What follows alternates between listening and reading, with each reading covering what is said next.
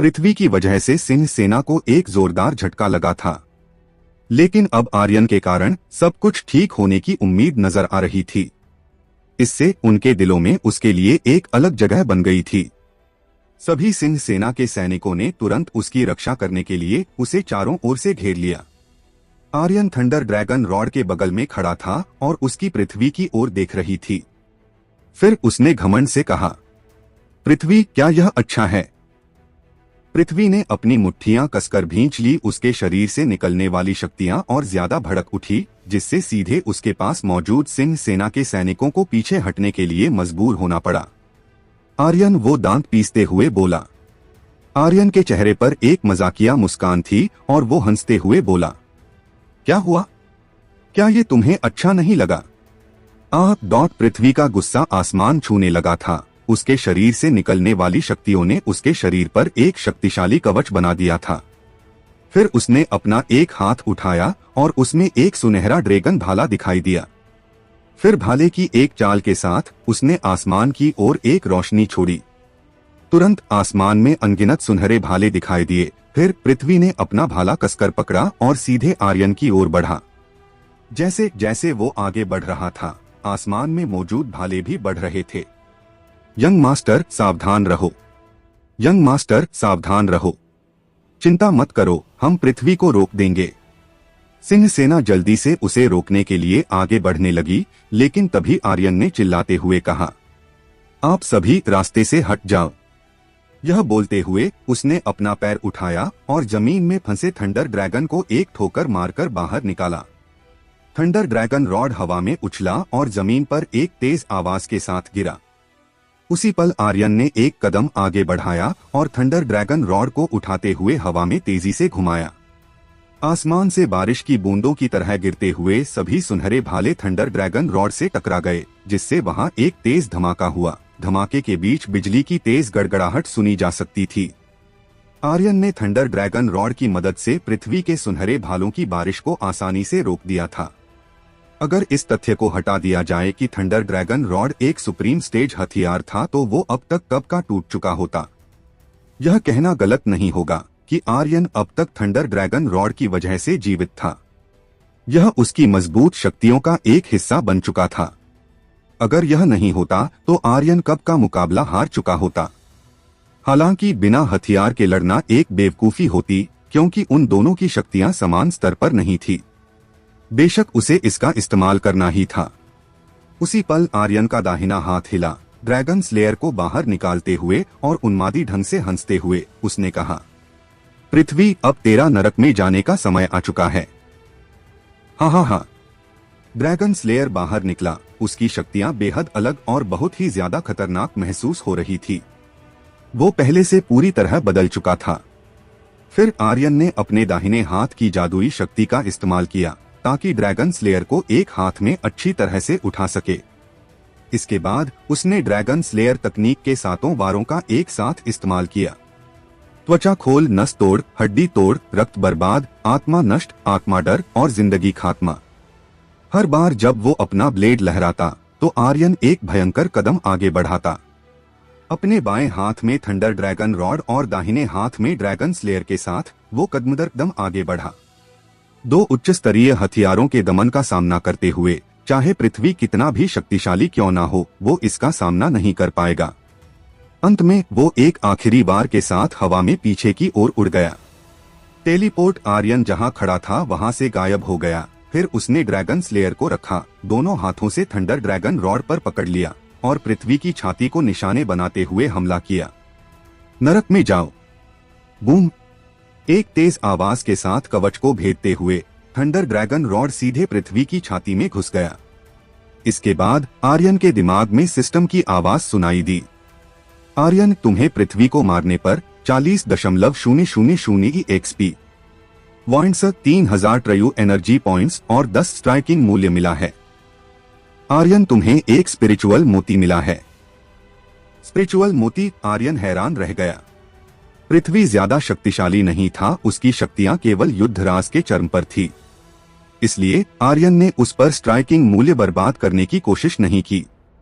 लेकिन उसे उम्मीद नहीं थी कि बिना स्ट्राइकिंग मूल्य के उसे स्पिरिचुअल मोती जैसी कोई अद्भुत चीज मिल जाएगी। आर्यन ने सिंह परिवार के पुस्तक भवन में स्पिरिचुअल मोती खजाने से जुड़ी बहुत सी किताबें पढ़ी थी। इसका मिलना एक खजाना मिलने से कम नहीं था। वो बहुत ज्यादा खुश था और तुरंत उसने उसकी विशेषताओं की जांच की। वस्तुतः स्पिरिचुअल मोती स्वॉर्ड स्तर लेवल 1 अर्थ स्टेज विवरण है। यह सभी स्वॉर्ड स्पिरिट एनर्जी को अवशोषित कर सकता है और धीरे धीरे इसे परिष्कृत कर सकता है। एक बार जब यह भर जाता है तो इसे एक हथियार स्वॉर्ड में मिलाया जा सकता है और एक स्वॉर्ड स्पिरिट बनाई जा सकती है। एक स्वॉर्ड स्पिरिट अद्वितीय अस्तित्व थी।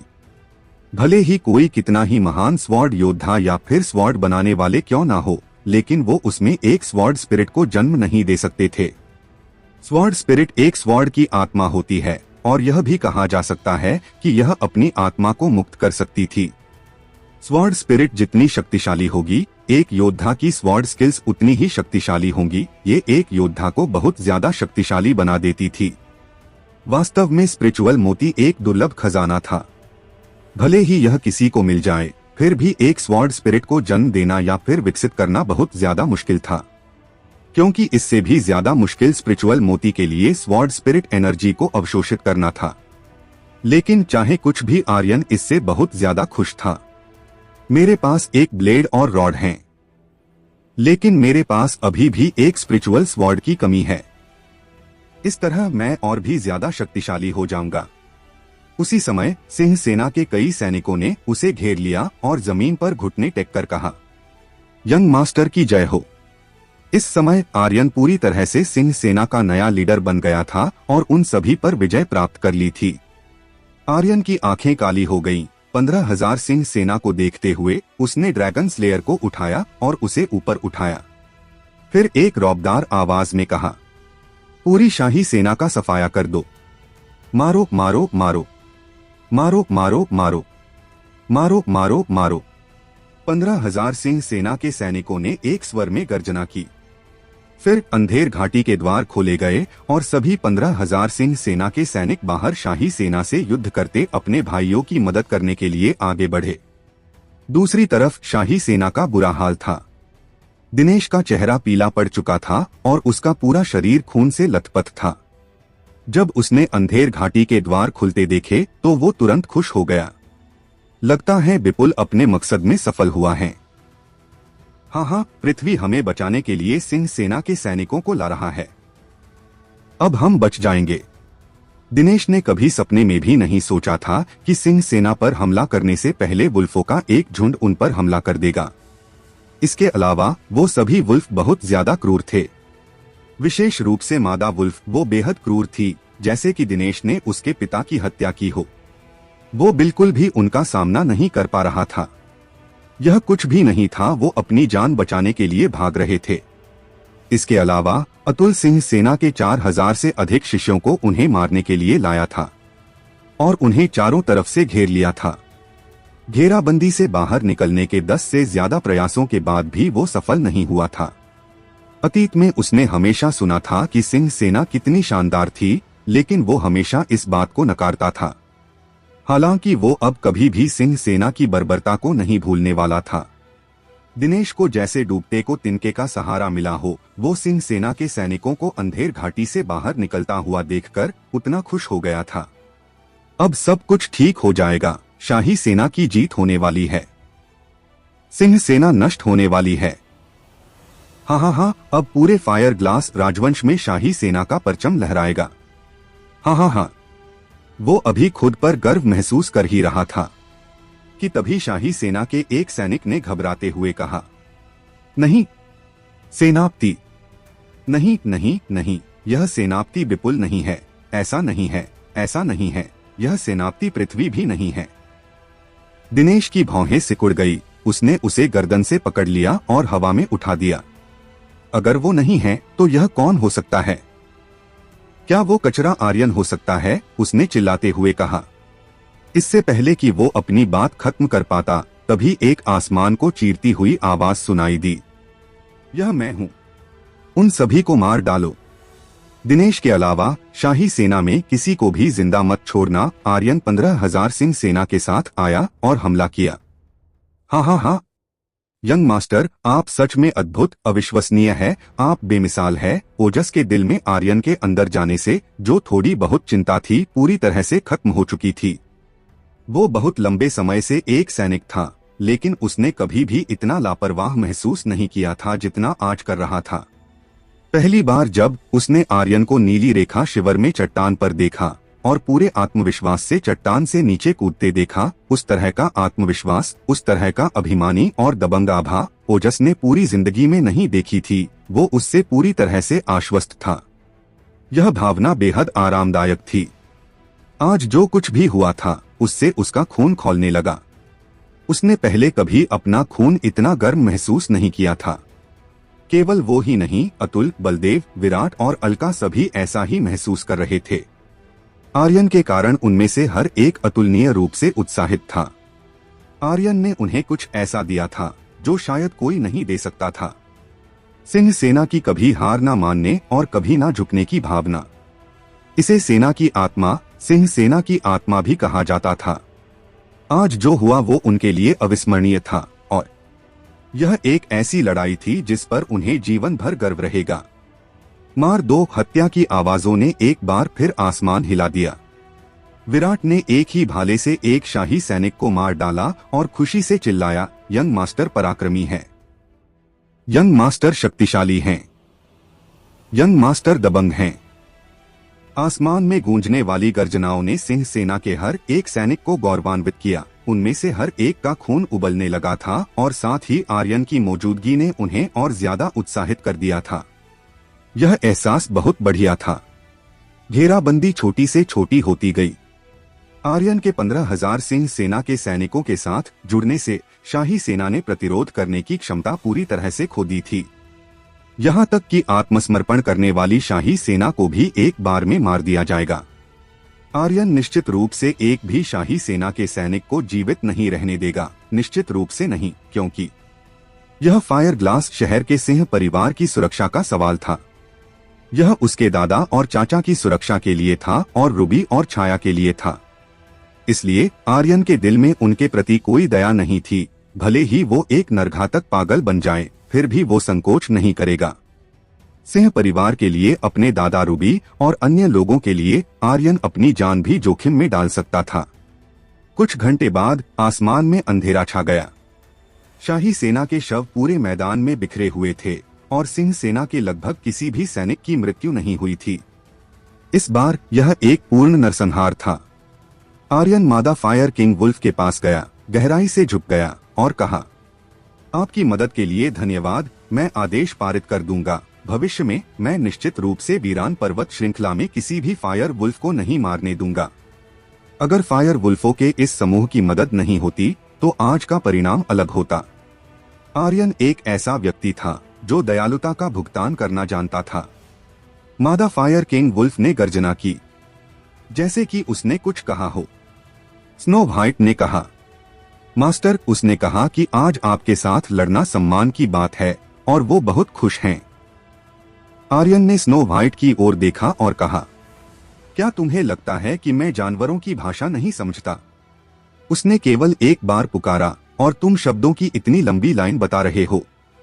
वो स्नो व्हाइट ने मुस्कुराते हुए कहा, ठीक है, उसने कहा कि यह मेरी वजह से है। आर्यन ने मादा फायर किंग वुल्फ की ओर देखा और कहा, कोई फर्क नहीं पड़ता कि यह किसके लिए है, मुझे आपको धन्यवाद देना है। धन्यवाद। मादा फायर किंग वुल्फ ने थोड़ा सिर हिलाया, उसकी आंखें प्रशंसा से भर गईं और फिर उसने स्नो व्हाइट को देखा और पूंछ हिलाते हुए एक इशारा किया, जैसे कि वो उसके साथ संभोग करना चाहती थी। स्नो व्हाइट ने गुस्से में कहा, मैं अभी भी जवान हूँ, ठीक है? मुझे इस तरह मत देखो, नहीं तो मैं तुम्हें काट दूंगा। हाँ। सब खिलखिलाकर हंस पड़े। अंधेर घाटी पूरी शोरगुल से भर गई थी। आज की लड़ाई उनके लिए अपने शेष जीवन के लिए डींग मारने के लिए काफी थी, विशेष रूप से 4000 योद्धाओं के लिए जो खून से लथपथ थे। हालांकि यहाँ लड़ाई खत्म हो गई थी, लेकिन फायर ग्लास शहर में लड़ाई अभी शुरू हुई थी। तंबू में आर्यन ने जमीन पर घुटनों के बल बैठे दिनेश को देखा और बुरी तरह हंसते हुए बोला, तुम लिखने जा रहे हो या नहीं? आर्यन, भले ही तुम मुझे मार दो, मैं इसे नहीं लिखूंगा। दिनेश का पूरा शरीर घायल था, लेकिन फिर भी वो अपनी बात पर अडिग था। तुरंत आर्यन ने मुस्कुराते हुए कहा, स्नो व्हाइट, जरा इसका स्वाद एक बार और चखना। स्नो व्हाइट के नाम से ही दिनेश इतना डर गया कि उसके पैर नरम हो गए और कहा, मैं लिखूंगा, भले ही वो अब मर जाए। लेकिन वो वुल्फों को फिर से नहीं देखना चाहता था। लाखों की तादाद में वुल्फों ने उस पर ऐसी छाप छोड़ी थी कि वो फिर से उन्हें नहीं देखना चाहता था। कुछ देर बाद आर्यन के निर्देशों के अनुसार दिनेश ने एक पत्र लिखा। आर्यन ने ध्यान से देखा और पुष्टि की कि दिनेश ने कोई भी चाल नहीं चली थी। फिर वो तंबू से बाहर निकलते हुए बोला, मार डालो। तुरंत दिनेश बुरी तरह से हंसने लगा। हाँ आर्यन, ये सब बेकार है। तुम्हारा सिंह परिवार नष्ट होने वाला है। फायर ग्लास शहर के 3 स्तंभ पहले ही सिंह परिवार के खिलाफ अपना कदम उठा चुके हैं। हाँ, तुम्हें भी मारे जाने में देर नहीं लगेगी। हाँ, तुम भी ज्यादा समय तक जिंदा नहीं बचोगे। अगले ही पल एक क्रैक की आवाज के साथ उसका सिर धड़ से अलग हो गया और जमीन पर लुढ़कने लगा। आर्यन, अतुल और बाकी लोग बाहर चले गए। तभी अलका ने पूछा, यंग मास्टर, अब हम क्या करें? अतुल ने भी चिंतित होते हुए कहा, कुलपति और ग्रैंड एल्डर निश्चित रूप से 3 स्तंभों के हमलों का सामना करने में सक्षम नहीं होंगे और हमें शाही परिवार को भी नहीं भूलना चाहिए। विराट ने भी कहा, इसके अलावा ग्रैंड एल्डर, वो अभी बुरी तरह से घायल है। मुझे डर है कि वो कब तक जीवित हो। क्या? अलका, अतुल, बलदेव, ओजस और बाकी लोगों के चेहरे तुरंत बदल गए और उन्होंने विराट को एक साथ देखा। साफ साफ बताओ, तुम्हारा क्या मतलब है? ग्रैंड एल्डर को क्या हो गया है? विराट ने आर्यन की ओर देखा और यह देखकर कि आर्यन ने बोलने से मना नहीं किया, उसने अपने दांत कस लिए और कहा, ग्रैंड एल्डर ने 3 स्तंभों को डराने के लिए लगातार 2 बार जबरदस्ती युद्ध सम्राट की शक्तियों को जारी किया। उसके बाद यह देखने की ग्रैंड मास्टर एक युद्ध सम्राट हैं या नहीं, शाही परिवार से शिशुपाल सिंह परिवार में आया था और उससे मुकाबले के दौरान ग्रैंड एल्डर ने एक बार फिर जबरदस्ती युद्ध सम्राट की शक्तियों को जारी किया। इससे उनके शरीर और शक्तियों पर बहुत बुरा प्रभाव पड़ा और अब वो अपना जीवन बढ़ाने के लिए जीवन गोली पर भरोसा कर रहे हैं। क्या ग्रैंड एल्डर एक युद्ध सम्राट नहीं बने थे? अलका का चेहरा चिंतित हो गया। आर्यन ने आगे कहा, दादाजी के ड्रैगन ब्लड की मात्रा सीमित थी और वो इसे बढ़ाने में असमर्थ थे। फिर बाकी परिवारों को दबाने के लिए, मेरी रक्षा करने के लिए उन्होंने युद्ध सम्राट की शक्तियां जबरन जारी की। फिर अब हमें क्या करना चाहिए? अतुल का दिमाग काम नहीं कर रहा था। उन सभी को ग्रैंड एल्डर द्वारा व्यक्तिगत रूप से प्रशिक्षित किया गया था और वो सभी उनके शिष्य थे। उनके महान गुरु के साथ जो कुछ भी हुआ, उसने उन्हें प्रभावित किया था। ओजस का पूरा शरीर पट्टियों में लिपटा हुआ था। तभी उसके हाथ में ड्रैगन भाला हिला और उसने चिल्लाते हुए कहा, फिर तुम किस बात का इंतजार कर रहे हो? हमें तुरंत फायर ग्लास शहर की ओर बढ़ना चाहिए। हाँ, यह सही है। हमें फायर ग्लास शहर की ओर बढ़ना चाहिए और उन घमंडी परिवारों को सबक सिखाना चाहिए, नहीं बल्कि उन्हें जान से मार देना सही होगा जो सिंह परिवार पर हमला करने की हिम्मत कर रहे हैं। बलदेव ने भी उत्सुकता से कहा। अलका ने आर्यन की ओर देखा, फिर थके हुए सिंह सेना के सैनिकों को देखा और बड़बड़ाया, पिछले कुछ दिनों की लड़ाई में सिंह सेना के ज्यादातर सैनिक थक गए हैं और उनके पास लड़ने की कोई ताकत नहीं बची है। पृथ्वी के विश्वासघात के कारण सिंह परिवार के 50,000 सैनिकों में से आधों की मौत हो गई थी। इस तथ्य को जोड़ते हुए कि वो पूरे दिन खून से होली खेल रहे थे, वो बहुत थक गए थे और उनमें से कई जमीन पर सो रहे थे। आर्यन इस बात से अच्छी तरह वाकिफ था। विराट ने पूछा, है तो फिर हमें क्या करना चाहिए?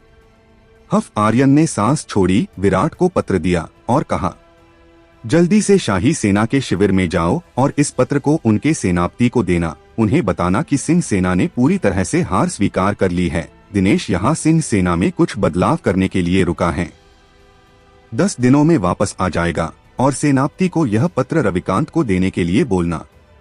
विराट ने पत्र लिया और बिना कुछ और पूछे वो अपने घोड़े पर चढ़ गया और जल्दी से शाही सेना के शिविर की ओर निकल गया। फिर आर्यन ने कहा, हमें पहले बाकी शाही सेना को रोकना होगा। वो तुरंत इस खबर को फायर ग्लास शहर में फैला देंगे कि यहाँ क्या हुआ। इस तरह फायर ग्लास शहर में सिंह सेना का डर खत्म हो जाएगा। वो सोचेंगे कि शाही सेना जीत गई है और सिंह सेना नष्ट हो गई है। तभी अलका ने कहा, यंग मास्टर, अगर ऐसा होता है तो क्या ग्रैंड एल्डर और सिंह परिवार और भी ज्यादा खतरे में नहीं होगा? जब तक यह खबर फायर ग्लास शहर में फैलेगी तब तक तीनों स्तंभों की ताकतें और भी ज्यादा बेलगाम हो जाएंगी। उन्हें सिंह सेना द्वारा की किसी भी समय उन पर हमला करने की चिंता खत्म हो जाएगी। आर्यन ने भी इस बारे में सोचा था और कहा, मैं एक दिन के भीतर फायर ग्लास शहर जाऊंगा। एक दिन?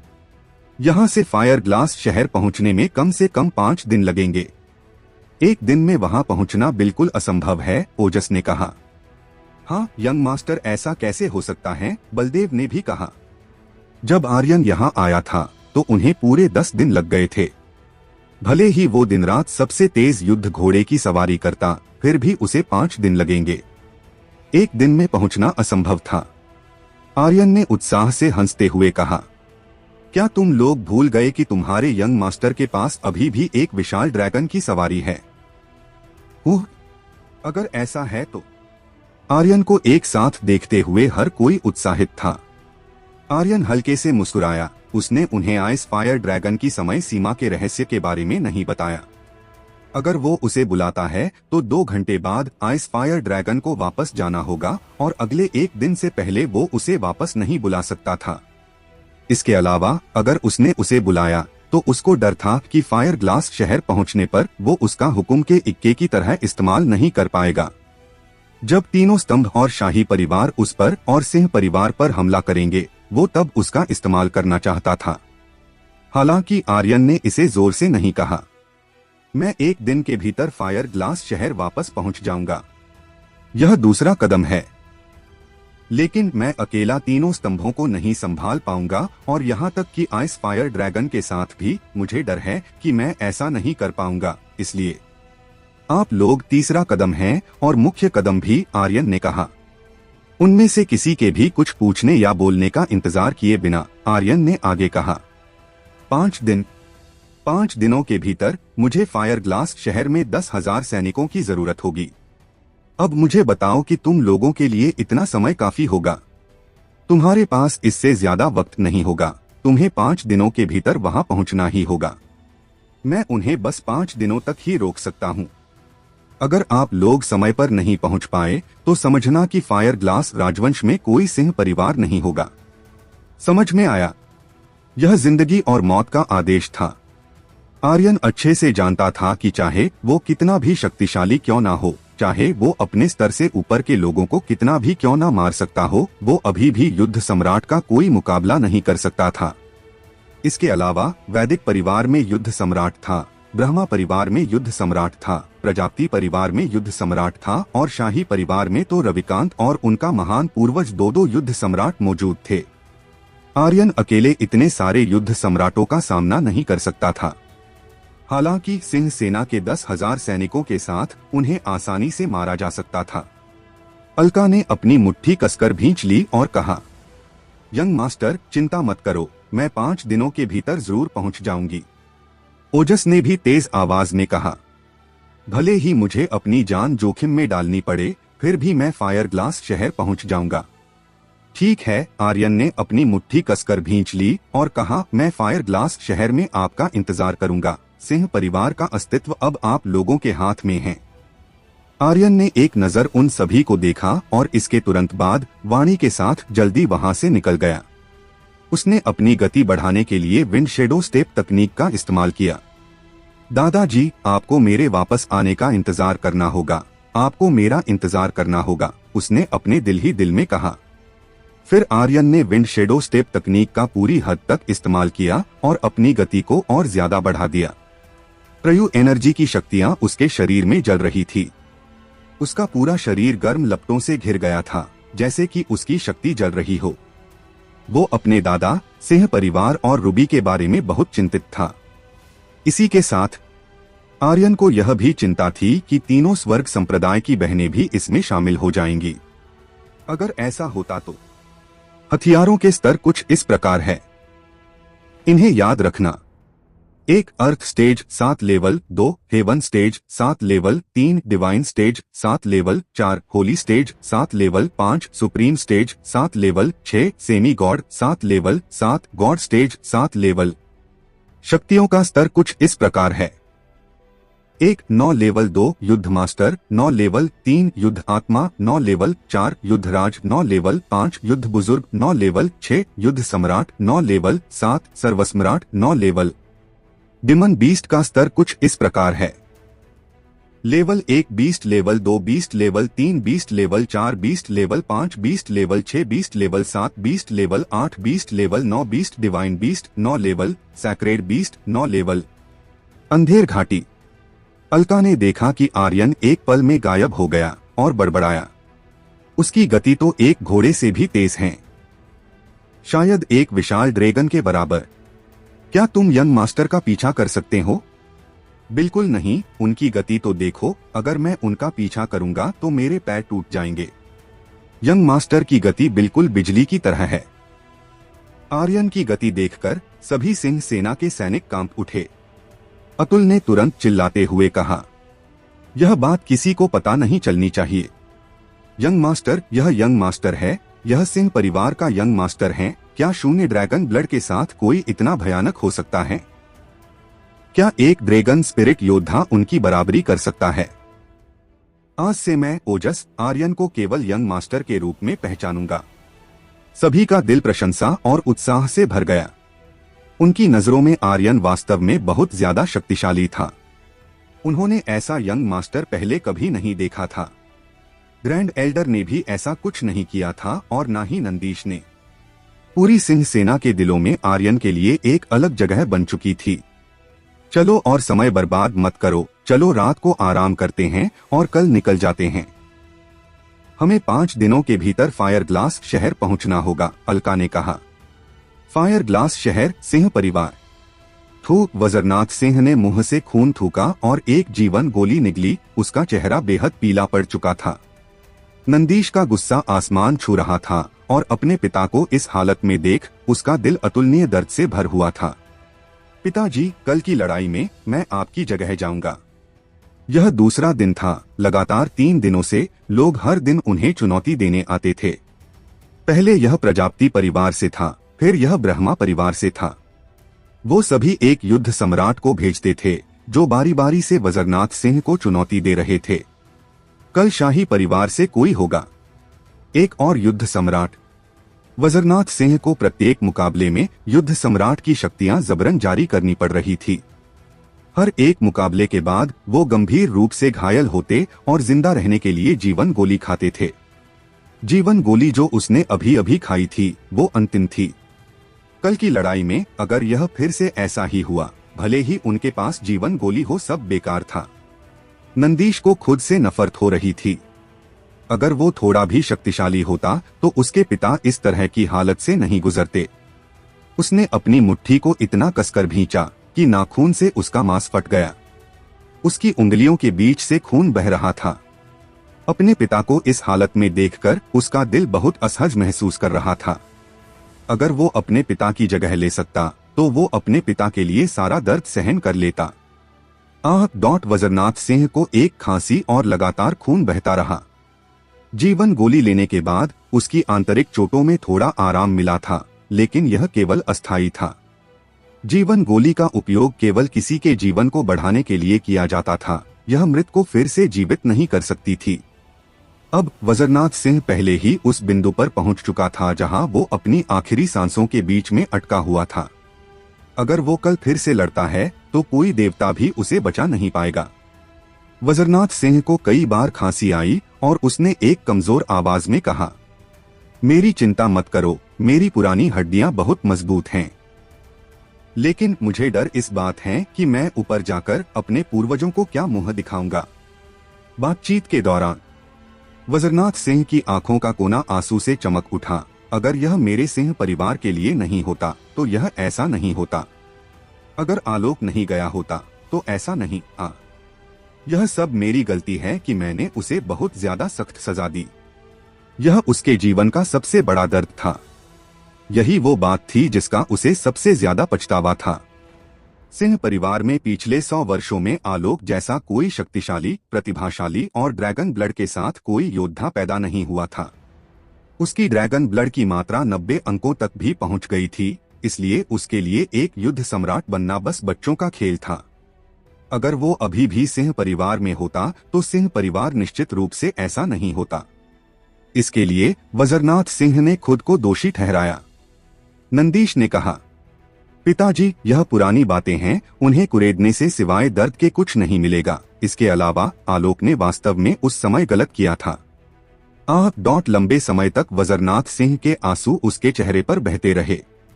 मैं ही हूँ जिसने उसे निराश किया, मैं ही हूँ जिसने सिंह परिवार को निराश किया। जिस समय से वो एकांत से बाहर आया था, अब तक 2 महीने से भी कम समय में ऐसा लग रहा था जैसे उसकी उम्र दर्जनों साल हो गई हो। एक ऊर्जावान बूढ़े आदमी से वो एक बूढ़े आदमी में बदल गया था, एक बूढ़ा आदमी जो अपने जीवन के अंत में था। नंदीश ने कहा, पिताजी, अब और मत कहो। अगर आप किसी को दोष देना चाहते हैं तो मुझे दोष दें। मैं बेकार हूँ, मैं बेवकूफ हूँ, मैं ड्रैगन ब्लड की मात्रा को बढ़ाने में असमर्थ हूँ, अगले स्तर में पहुँचने में असमर्थ हूँ, मैं बेकार हूँ। यह बोलते हुए नंदीश ने एक गड़गड़ाहट के साथ जमीन पर घुटने टेक दिए और अपने चेहरे पर जोरदार थप्पड़ मार लिया। वो वास्तव में खुद से नफरत करता था। वो थोड़ा मजबूत क्यों नहीं हो सकता था? वो अपने पिता के साथ कुछ बोझ साझा क्यों नहीं कर सकता था? सिंह परिवार में नंदीश ने सबसे ज्यादा अभ्यास किया और सबसे कठिन ट्रेनिंग की थी। आलोक द्वारा सिंह परिवार छोड़ने के बाद उसने और भी ज्यादा मेहनत की, लेकिन उसकी शक्तियां सीमित थी और चाहे उसने कितनी भी कोशिश की हो, वो उस बंधन को तोड़ने में असमर्थ था। वज्रनाथ सिंह ने तुरंत उसे रोका और कहा, नंदीश बेटा, नहीं, तुमने अपना सर्वश्रेष्ठ किया है। नंदीश ने अपनी जीभ को अपने दांतों से काटा, जिससे खून बहने लगा और वो ना रोने की पूरी कोशिश कर रहा था। जो बात मैंने तुमसे करने के लिए कही थी वो कैसी है? वज्रनाथ सिंह ने पूछा। पिताजी, मैं पहले ही अंधेर घाटी की ओर लोगों के 3 जत्थों को शहर से बाहर भेज चुका हूँ। चाहे कुछ भी हो, मैं आर्यन को वापस नहीं आने दे सकता, लेकिन मुझे खबर मिली कि पृथ्वी ने हमें धोखा दिया है। सिंह सेना ने शाही परिवार के सामने घुटने टेक दिए हैं और संभावना है कि वो सभी मारे जाएंगे। मुझे डर है कि आर्यन, नंदीश ने कहा, लेकिन वो अपनी बात पूरी नहीं कर पाया। जब यह खबर फायर ग्लास शहर तक पहुंची तो सिंह परिवार के प्रति 3 स्तंभों और शाही परिवार का रवैया तुरंत बदल गया। उसके बाद एक चुनौतियां सामने आईं। फायर ग्लास शहर में सिंह परिवार की कुछ दुकानों को तोड़ दिया गया था और सिंह परिवार में एकमात्र चीज डिवाइन ड्रैगन महल बची थी। अगर शाही परिवार के पूर्वजों द्वारा दिए गए 3 शब्दों डिवाइन ड्रैगन महल के लिए नहीं होता तो सिंह परिवार ध्वस्त हो जाता। आह आह आह आह आह आह। वज्रनाथ सिंह रात के काले आसमान को देखते हुए खून भरी खांसी खांसता रहा। अचानक उसके हाथ कांपने लगे और उसने कहा, क्या ऐसा हो सकता है कि स्वर्ग लोक चाहता है कि मेरा सिंह परिवार मर जाए? क्या स्वर्ग चाहता है कि मैं मरूं? नंदीश ने भी वज्रनाथ सिंह की बातों पर सिर हिलाया, बिना यह सोचे कि उसने क्या कहा। उसी समय उसने गुप्त रूप से अपना मन बना लिया कि चाहे कुछ भी हो, भले ही उसे कल के मुकाबले में अपने जीवन को खोना पड़े, फिर भी वो अपने पिता की जगह पर लड़ेगा। उसके पिता अब युद्ध सम्राट की शक्तियों को जबरन जारी करना नहीं सह सकते थे। कल के मुकाबले में शाही परिवार निश्चित रूप से जीत जाएगा। जब नंदीश ने इस बारे में सोचा तो उसके दिल को एक छुरा घोंपने वाला दर्द महसूस हुआ। मैं सिंह परिवार का कुलपति हूँ, मुझे सब कुछ सहन करना होगा। शाही महल। रतन सिंह का चेहरा लाल हो गया था। वो बहुत ज्यादा खुश था और एक मुस्कान के साथ कहा, आज सिंह परिवार द्वारा भेजे गए लोगों की मेरे द्वारा रोका और मार दिया गया है। हा हा हा डॉट। वो अभी भी सिंह परिवार की सेना को खबर देना चाहते हैं? हा हा हा। नंदीश, तुम सच में बहुत ज्यादा सोच रहे हो।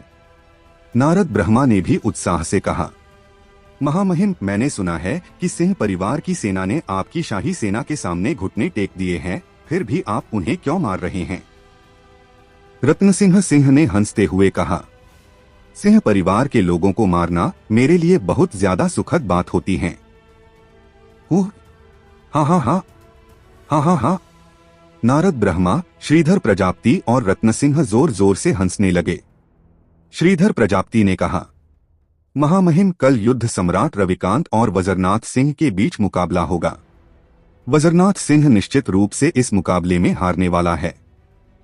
रत्नसिंह ने आत्मविश्वास से कहा, मेरे पिता आसानी से उसे निपटा देंगे। एक बार वज्रनाथ सिंह के मरने के बाद सिंह परिवार का नामो निशान मिट जाएगा।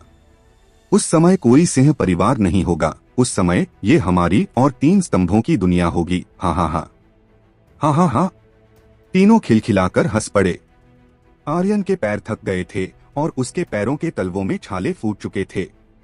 हालांकि यह ऐसा था जैसे वो दर्द को महसूस नहीं कर पा रहा था और अभी भी अपनी पूरी ताकत के साथ भाग रहा था। उसे एक अशुभ भावना महसूस हो रही थी कि सिंह परिवार के साथ कुछ होने वाला है। वो फायर ग्लास शहर पहुंचने का इंतजार नहीं कर पा रहा था। वाणी पूरे समय उसके पीछे छिपी हुई थी। वो भी जोर से कराह रही थी और उसने आर्यन से कहा, तुम्हारे दादाजी बिल्कुल ठीक होंगे, अब कुछ देर रुक जाओ और आराम कर लो। आर्यन के बुरी तरह से कटे-फटे पैरों को देखकर उसके दिल में तेज दर्द महसूस हो रहा था। उसे समझ नहीं आ रहा था कि वो क्या कहे। ऐसा कोई उसने पहले कभी नहीं देखा था। वो अपने परिवार और अपने दादाजी की रक्षा करना चाहता था, लेकिन वो साथ ही अपनी जान जोखिम में डाल रहा था। अगर ऐसा ही चलता रहा तो उसके पैर अपंग हो जाएंगे। आर्यन हल्के से मुस्कुराया, चिंता मत करो, मैं ठीक हूँ, मुझे कुछ नहीं होगा।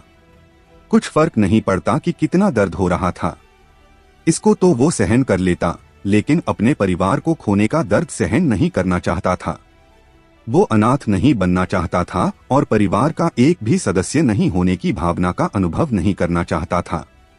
वो वास्तव में उस भावना से नफरत करता था। ये बहुत परेशान करने वाली भावना थी। उसे इस कड़ी मेहनत से जीते गए रिश्तों की रक्षा करनी थी। हालांकि वो दूसरी दुनिया से था, लेकिन वास्तव में उसने सिंह परिवार में हर चीज को अपने घर के रूप में माना था। वज्रनाथ सिंह उसका दादा था। वो उसकी रक्षा के लिए हर संभव प्रयास करना चाहता था और करेगा। वाणी की आंखों से आंसू निकल आए, लेकिन उसे नहीं पता था कि क्या कहना है। वो आर्यन की पीठ पर जाने के बजाय खुद उसे अपनी पीठ पर ले जाना चाहती थी, लेकिन आर्यन इसके लिए तैयार नहीं थी। मुझे पहुंचना ही होगा, मुझे ये करना ही होगा। आर्यन लगातार दौड़ते हुए अंदर ही अंदर बड़बड़ा रहा था। वो बहुत ज्यादा थक चुका था, लेकिन उसकी आंखें अपनी मंजिल पर पहुंचने के लिए दृढ़ थी। दादाजी, रूबी, तुम लोगों को मेरा इंतजार करना होगा। सिंह परिवार पहाड़ की तलहटी में छप्पर वाले आंगन में। रूबी अपने दोनों हाथों को जोड़कर और आंगन में घुटनों को टेककर रात के अंधेरे आसमान की ओर देखते हुए बड़बड़ा रही थी। भगवान, आपको यंग मास्टर की रक्षा करनी होगी। मैं बदले में अपने जीवन का उपयोग करने के लिए तैयार हूँ। मैं आपसे विनती करती हूँ, कृपया यंग मास्टर की रक्षा करें, कृपया सिंह परिवार की रक्षा करें। अंधेरे में छाया ने रूबी की ओर देखा। उसकी आंखें कांप रही थीं। उसे कुछ समझ नहीं आ रहा था कि किस बात ने रूबी को स्वर्ग से भीख मांगने के लिए अपने जीवन का उपयोग करने के लिए तैयार किया। हालांकि उसकी नजरों में रूबी दुनिया की सबसे दयालु इंसान थी। उसके दिल में आर्यन सबसे अच्छा मास्टर था जिससे वो कभी मिली थी। फिर उसने रूबी की नकल की, रात के आसमान की ओर देखा और बड़बड़ाया, अगर ऐसा संभव है तो मैं भी तैयार हूँ। उसे आशीर्वाद दें, सिंह परिवार को आशीर्वाद दें। स्वर्ग संप्रदाय, हेवन सेक्ट शाखा। हमें क्या करना चाहिए? हमें क्या करना चाहिए? हमें क्या करना चाहिए? सबसे बड़ी बहन, कुछ कहो। कल रविकांत आर्यन के दादा को चुनौती देने वाला है। तारा हॉल में इधर उधर घूमते हुए बहुत ज्यादा चिंतित थी। वो तीनों स्तंभ इतने घटिया क्यों हैं? वो लोगों को इस तरह कैसे परेशान कर सकते हैं? एक के बाद एक सिंह परिवार को चुनौती देना, ये क्या है? निंदनीय, बेशर्म। वर्षा ने मेघा की ओर देखा और कहा, छोटी बहन, मैं भले ही हम तीनों में बड़ी हूं, लेकिन सबसे शक्तिशाली तुम हो। अब तुम ही इसका कुछ उपाय सोचो। हमें सिंह परिवार की मदद करनी चाहिए। तभी तारा ने तुरंत कहा, मैं अकेली उनकी मदद करने जाऊंगी। मेघा ने उन्हें देखा और कहा, क्या तुम्हें लगता है कि मैं नहीं चाहती?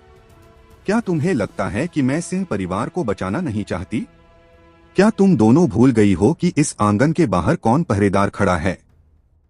वो खुद बुर्जुग सांगरा हैं। कल उसने इस जगह से बाहर निकलने की कोशिश की थी, लेकिन जैसे ही उसने आंगन से बाहर कदम रखा, उसे बुर्जुग सांगरा ने रोक दिया था। बुर्जुग सांगरा के अलावा एक और बुजुर्ग था, एक आंतरिक दरबारी बुजुर्ग। मेघा ने उस बुजुर्ग को अभी तक देखा भी नहीं था कि वो कैसे दिखते हैं और उनकी शक्तियां कितनी हैं। तो वो कोई जल्दबाजी नहीं करना चाहती थी।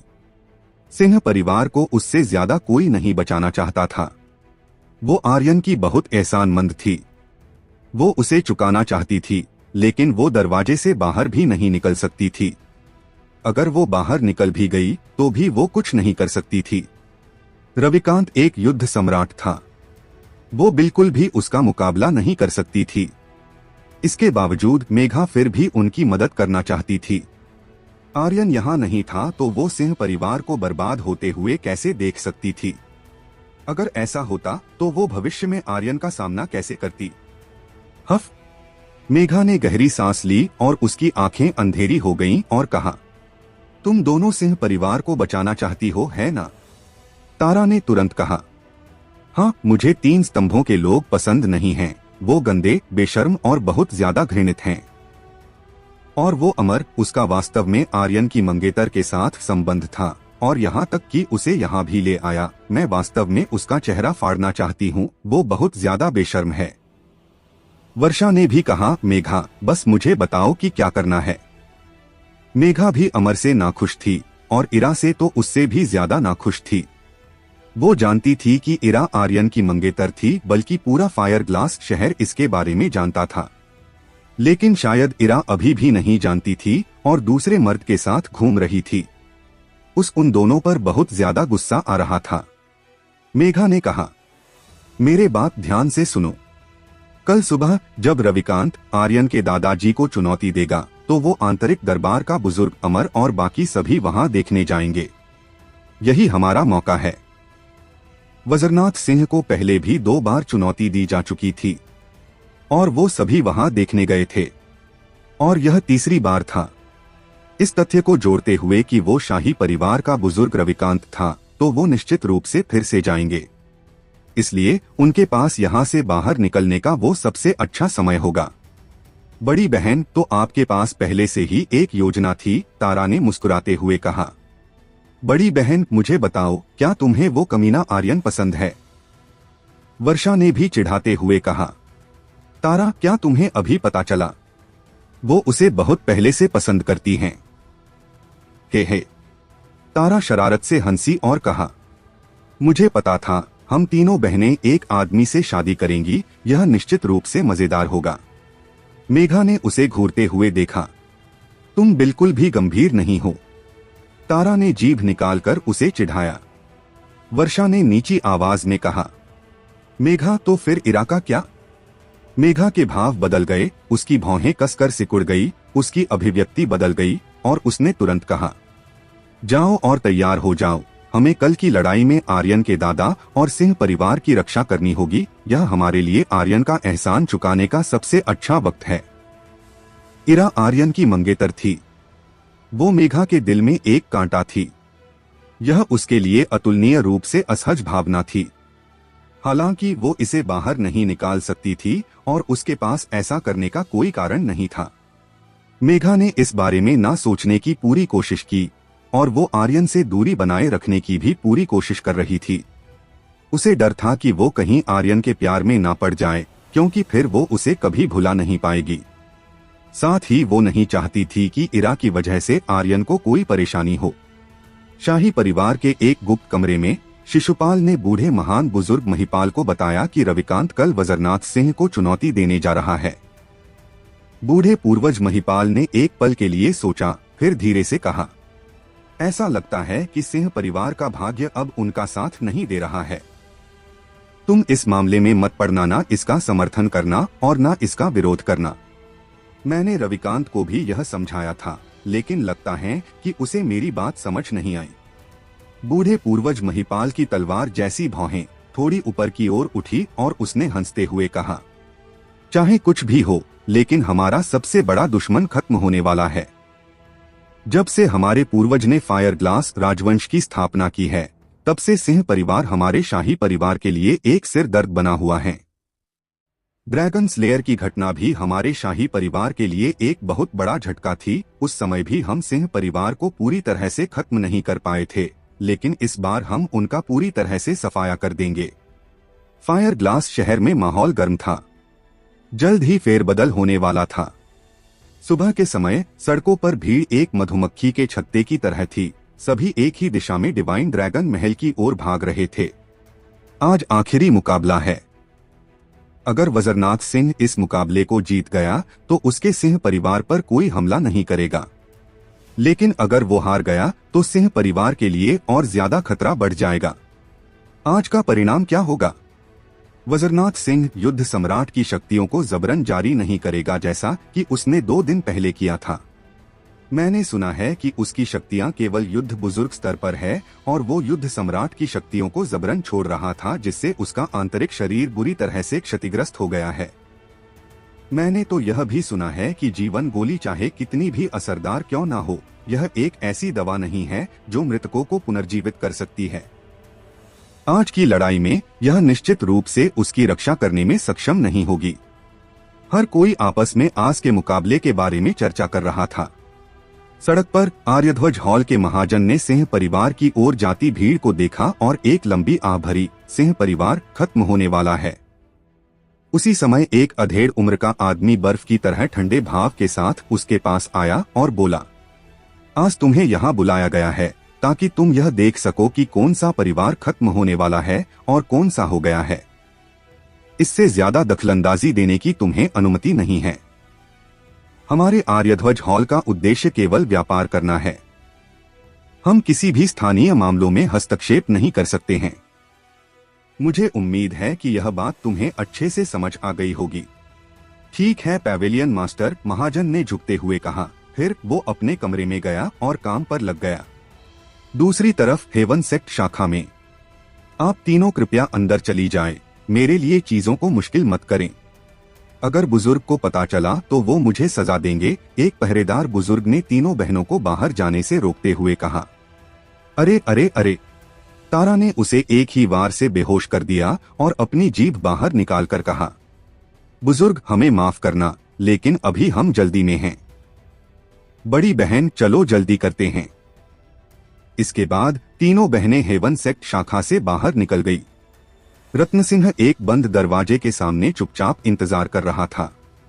उसके पीछे इरा, अमर और काले कपड़ों वाला बूढ़ा आदमी खड़ा था। क्या वो सिर्फ एक युद्ध बुजुर्ग नहीं है जो लगभग मरने वाला है? मैं उसे अपने हाथों से मार सकता हूँ। तुम्हारे दादा को परेशान करने की कोई जरूरत नहीं है, अमर ने कहा। यह सुनकर काले कपड़े पहने आदमी को धीरे से खांसी आ गई। अमर के भाव बदल गए और उसने कुछ और नहीं कहा। इरा ने अमर का हाथ खींचा और धीरे से कहा, क्या तुम सिंह परिवार के बर्बाद होने के बाद मुझे स्वर्ग संप्रदाय में ले जाओगे? वो इस दिन का लंबे समय से इंतजार कर रही थी। एक बार जब सिंह परिवार खत्म हो जाएगा तो भले ही आर्यन की मृत्यु ना हो, उसकी सगाई उसके साथ खत्म हो जाएगी, क्योंकि सिंह परिवार के नष्ट होने के बाद वो एक कुत्ते की जिंदगी जीने के लिए मजबूर हो जाएगा और कभी फायर ग्लास शहर आने की हिम्मत नहीं करेगा। इसलिए उसके साथ उसकी सगाई स्वाभाविक रूप से टूट जाएगी। अमर ने तुरंत मुस्कुराते हुए कहा, तुम फिक्र मत करो, मैंने पहले ही पिताजी को हमारे मामले के बारे में बता दिया है। उन्होंने तुम्हें स्वर्ग संप्रदाय में लाने के लिए कहा है ताकि वो तुमसे मिल सकें। यह बोलते हुए वो बहुत ज्यादा खुश लग रहा था। इरा ने शर्माने का नाटक करते हुए कहा, नहीं, मैं उनके सामने कैसे जा सकती हूँ? वो तुम्हारे पिता हैं, मुझे बहुत शर्म आएगी। वो ये ऊपर ऊपर से बोल रही थी, लेकिन अंदर ही अंदर बहुत खुश थी। अमर ने मुस्कुराते हुए कहा, डरो मत, मैं तुम्हारे साथ रहूंगा। इरा ने बेहद खुश महसूस करते हुए अमर के कंधे पर अपना सिर रख लिया। वो अमर की वजह से सीधे स्वर्ग संप्रदाय में बिना किसी परेशानी के जा सकती थी। वो बिना कोई परीक्षा दिए सीधे अंदरूनी हिस्से की शिष्य बन सकती थी। इससे उसे बहुत फायदा होने वाला था। हालांकि पिछले कुछ महीनों में अमर और काले कपड़ों वाले बूढ़े आदमी के मार्गदर्शन में उसकी शक्तियां काफी हद तक बढ़ गई थी। उसे इन परीक्षाओं के बारे में चिंता करने की जरूरत नहीं थी, लेकिन वो एक ऐसी इंसान थी जिसे आसान रास्ते पसंद थे। अगर वो सीधे स्वर्ग संप्रदाय में जा सकती थी तो वो सीधे जाएगी। उसी समय गुप्त बंद दरवाजा खुला और रविकांत एक चमकीले चेहरे के साथ बाहर निकला। वो सीधे काले कपड़ों वाले बूढ़े आदमी के पास गया। आपका स्पिरिट पैलेट देने के लिए धन्यवाद, अब मेरी शक्तियां पहले से ज्यादा बढ़ चुकी हैं। काले कपड़ों वाला बूढ़ा आदमी हल्के से मुस्कुराया और बोला, महामहिम आप बहुत विनम्र हैं। रविकांत के शरीर की आभा कुछ दिनों पहले की तुलना में पूरी तरह से अलग थी। पिछले 1 साल से उसकी शक्तियों में कोई सुधार नहीं हुआ था। हालांकि अब काले कपड़ों वाले बूढ़े आदमी द्वारा दी गई स्पिरिट पैलेट पिल की वजह से उसकी शक्तियां 3 दिनों के भीतर बहुत ज्यादा बढ़ चुकी थी। फिर रविकांत ने हंसते हुए कहा, चलो सिंह परिवार में चलते हैं। मैं आज उस वज्रनाथ सिंह का किस्सा हमेशा के लिए खत्म कर दूंगा। वो बहुत ज्यादा खुश था। सब कुछ उसकी उम्मीदों के अनुसार हो रहा था। सिंह परिवार जल्द बर्बाद होने वाला था। वो जल्द ही सिंह परिवार की सत्ता संभाल लेगा और सिंह सेना की भी। इससे उसकी शक्तियां दोगुनी हो जाएगी और उस वक्त वो शाही परिवार के महान बुजुर्ग के खिलाफ भी लड़ सकता था, क्योंकि उसे पता था कि उसके रहते हुए वो कभी भी पूरी तरह से शाही परिवार की कमान नहीं संभाल सकता था। शिशुपाल अपने महल की मीनार के ऊपर खड़ा था। पूर्व से उगते लाल सूरज को देखते हुए उसने उदासीनता से कहा, आसमान बदलने वाला है, फायर ग्लास शहर में फेरबदल होने वाला है। अरे वाह! सिंह परिवार में प्रजापति परिवार से रजत, वैदिक परिवार से हेमंत और शहर के सभी प्रसिद्ध कुलीन लोग पहुंच चुके थे। सिंह परिवार का पूरा मैदान लोगों से खचाखच भरा हुआ था और इस बार पिछली बार की तुलना में और भी अधिक लोग थे। रजत ने हंसते हुए कहा, आज वज्रनाथ सिंह को कोई नहीं बचा सकता। हेमंत ने भी हंसते हुए कहा, वो कल मेरे पिता के साथ लड़ने से गंभीर रूप से घायल हो चुका है। अगर वो कल की तरह आज भी युद्ध सम्राट की शक्तियों को जबरन जारी करता है तो उसे खुद भगवान भी नहीं बचा सकता। हा हा हा। सिंह परिवार का ग्रैंड एल्डर जल्द मरने वाला है। सिंह परिवार का नायक मरने वाला है। मुझे नहीं पता कि क्यों, लेकिन मैं बहुत खुश हूँ। हा हा हा। रजत, हेमंत और बाकी सभी लोग बहुत ज्यादा खुश थे और जोर जोर से हंस रहे थे। तभी रजत ने ठंडी आवाज में कहा, लेकिन वो कुत्ता आर्यन बहुत ज्यादा भाग्यशाली हैं। अगर वो यहाँ होता तो मैं उसे घुटनों के बल बिठाता और उसे नाक रगड़ते हुए माफी मांगने के लिए मजबूर करता। वो उस दिन को कभी नहीं भूलने वाला था जब आर्यन ने परीक्षा वाले दिन उसे गंभीर रूप से घायल कर दिया था। इस अवधि के दौरान उसने अपनी पूरी मेहनत के साथ अभ्यास किया था। प्रजापति परिवार से उसे बहुत से संसाधन मिले थे। इन 2 महीनों में उसकी शक्तियां पहले से ज्यादा बढ़ चुकी थी और वो अब एक युद्धराज बन चुका था। हेमंत ने कहा, भाई रजत, मुझे डर है कि आर्यन पहले ही बेकार हो चुका है। रजत ने हैरान होते हुए पूछा, तुम्हारा क्या मतलब है? हेमंत ने हंसते हुए कहा, डिमन बीस्ट द्वारा खाए जाने और पच जाने के बाद क्या वो चीज जो बाहर आती है वो सिर्फ गंदगी नहीं होती? हा हा हा हा हा हा। दोनों खिलखिलाकर हंस पड़े। हेमंत वैदिक परिवार की युवा पीढ़ी के सबसे शक्तिशाली लोगों में से एक था और शाही भोज में भाग लेने वाले वैदिक परिवार के शिष्यों में से एक था। उसे और रजत को पूरे फायर ग्लास शहर में अधिकांश लोग पहचानते थे, क्योंकि वो दोनों लोगों को अपनी ताकत के घमंड में बहुत ज्यादा परेशान करते थे। युद्ध मैदान में सिंह परिवार के सभी शिष्य बेहद नाखुश थे। रजत और हेमंत को अपने यंग मास्टर के बारे में इस तरह की बात करते हुए सुनकर उनके दिल गुस्से से भर गए थे। रूबी खुद को रोक नहीं सकी। वो सीधे हेमंत के सामने आई और चिल्लाते हुए बोली, डिमन बीस्ट की असली गंदगी तुम दोनों हो। हेमंत खुशी से हंस रहा था जब रूबी उसके सामने आई, जिससे वो डर के मारे उछल पड़ा। उसी समय उसकी आंखें चकित हो गईं और उसकी आंखों में एक चमक दिखने लगी। मैंने बहुत पहले सुना था कि आर्यन के पास एक परी जैसी नौकरानी है, तो वो तुम हो। मानना पड़ेगा उस कचरे को जो उसके पास इतनी जबरदस्त नौकरानी है। रूबी ने ठंडी आवाज में कहा। जब आप बोलते हैं तो कृपया अपने शब्दों पर अधिक ध्यान दें। ये सिंह परिवार हैं, ना कि ऐसी जगह जहां आपकी गुंडागर्दी चलती है। ओह, कितना तीखा मुंह है। रजत की आंखें भी बुरी तरह से चमक रही थी। चलो आओ, जरा हमारे साथ भी खेलो। यह बोलते हुए उसने अपना हाथ उठाया और वो उसे पीछे से छूने ही वाला था कि तभी उसे अपनी गर्दन पर कुछ ठंडक महसूस हुई। यह एक ठंडा खंजर था। फिर हत्या के इरादे से भरी एक ठंडी आवाज सुनाई दी।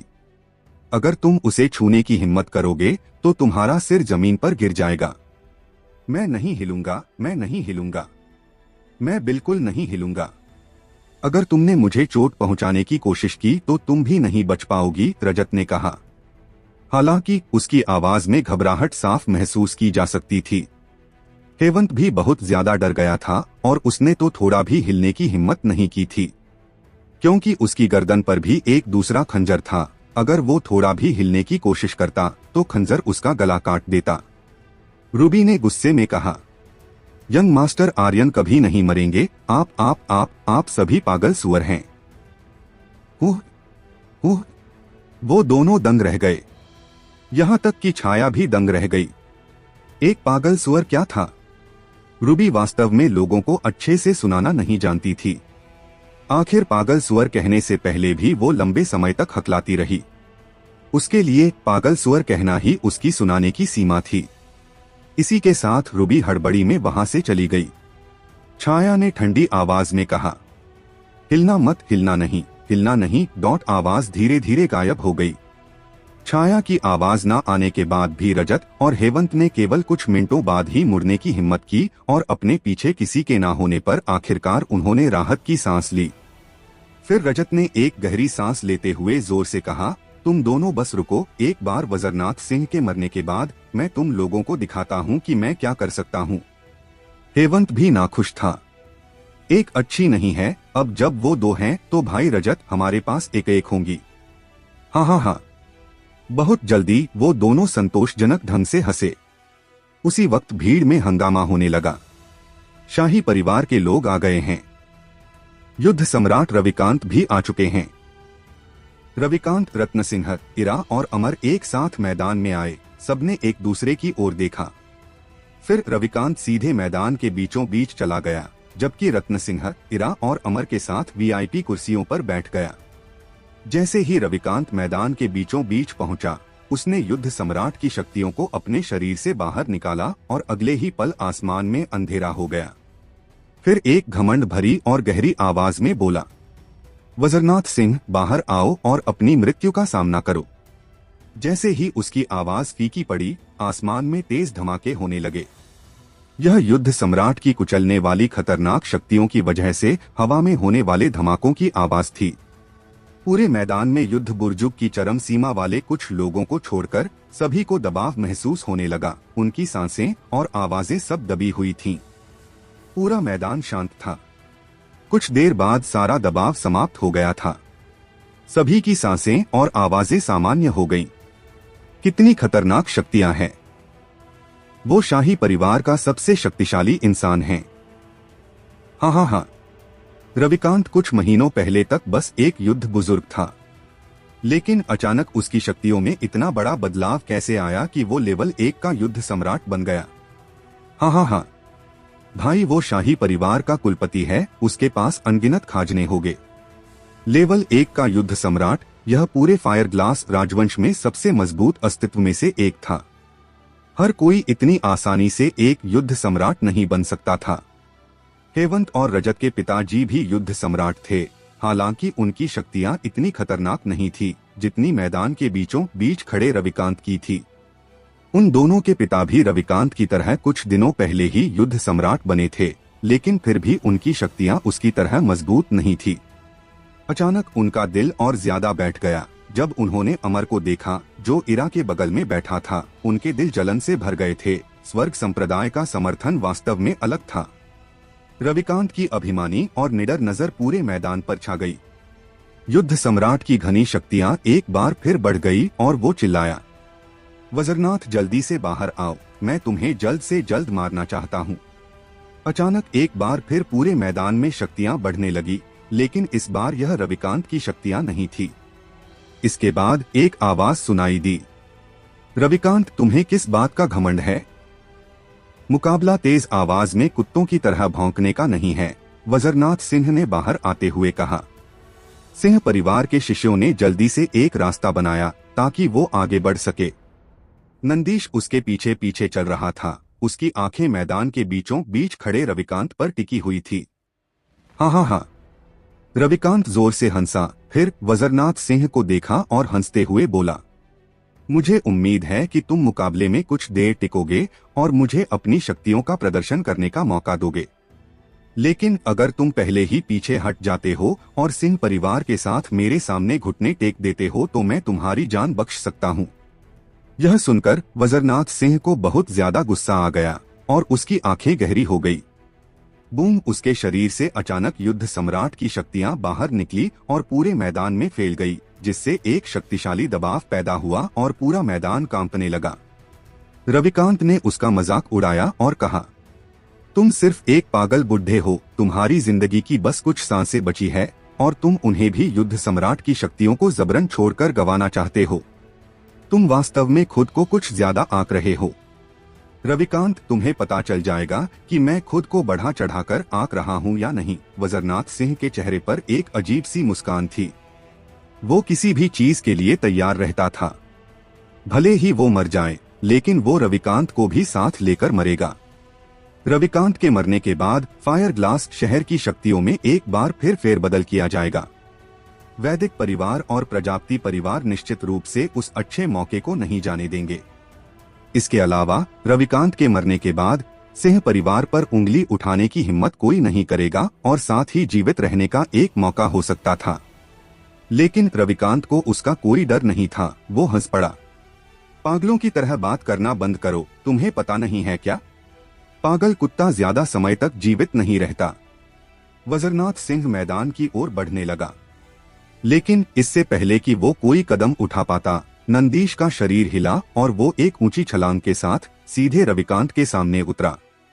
मैं सिंह परिवार का कुलपति हूँ। अगर तुम मेरे पिताजी को चुनौती देना चाहते हो तो तुम्हें पहले मुझसे मुकाबला करना होगा। रविकांत ने नंदीश को तिरस्कार से देखा और हंसते हुए कहा, तुम मेरे साथ मुकाबला करने लायक नहीं हो। जाओ और जाकर अपनी शक्तियों पर ध्यान दो। वज्रनाथ सिंह ने भी कहा, नंदीश वापस आओ। लेकिन नंदीश को जैसे कुछ फर्क ना पड़ा हो, वो हंसते हुए बोला, रविकांत, यह क्या है? क्या तुम्हें डर लग रहा है? अगर तुम्हें डर लगता है तो मैं सिर्फ एक हाथ का इस्तेमाल करूंगा। जैसे ही उसकी आवाज थोड़ी फीकी पड़ी, पूरे मैदान में हड़कंप मच गया। क्या वो मौत को गले लगाना चाहता है? सभी के दिलों में एक ही सवाल था।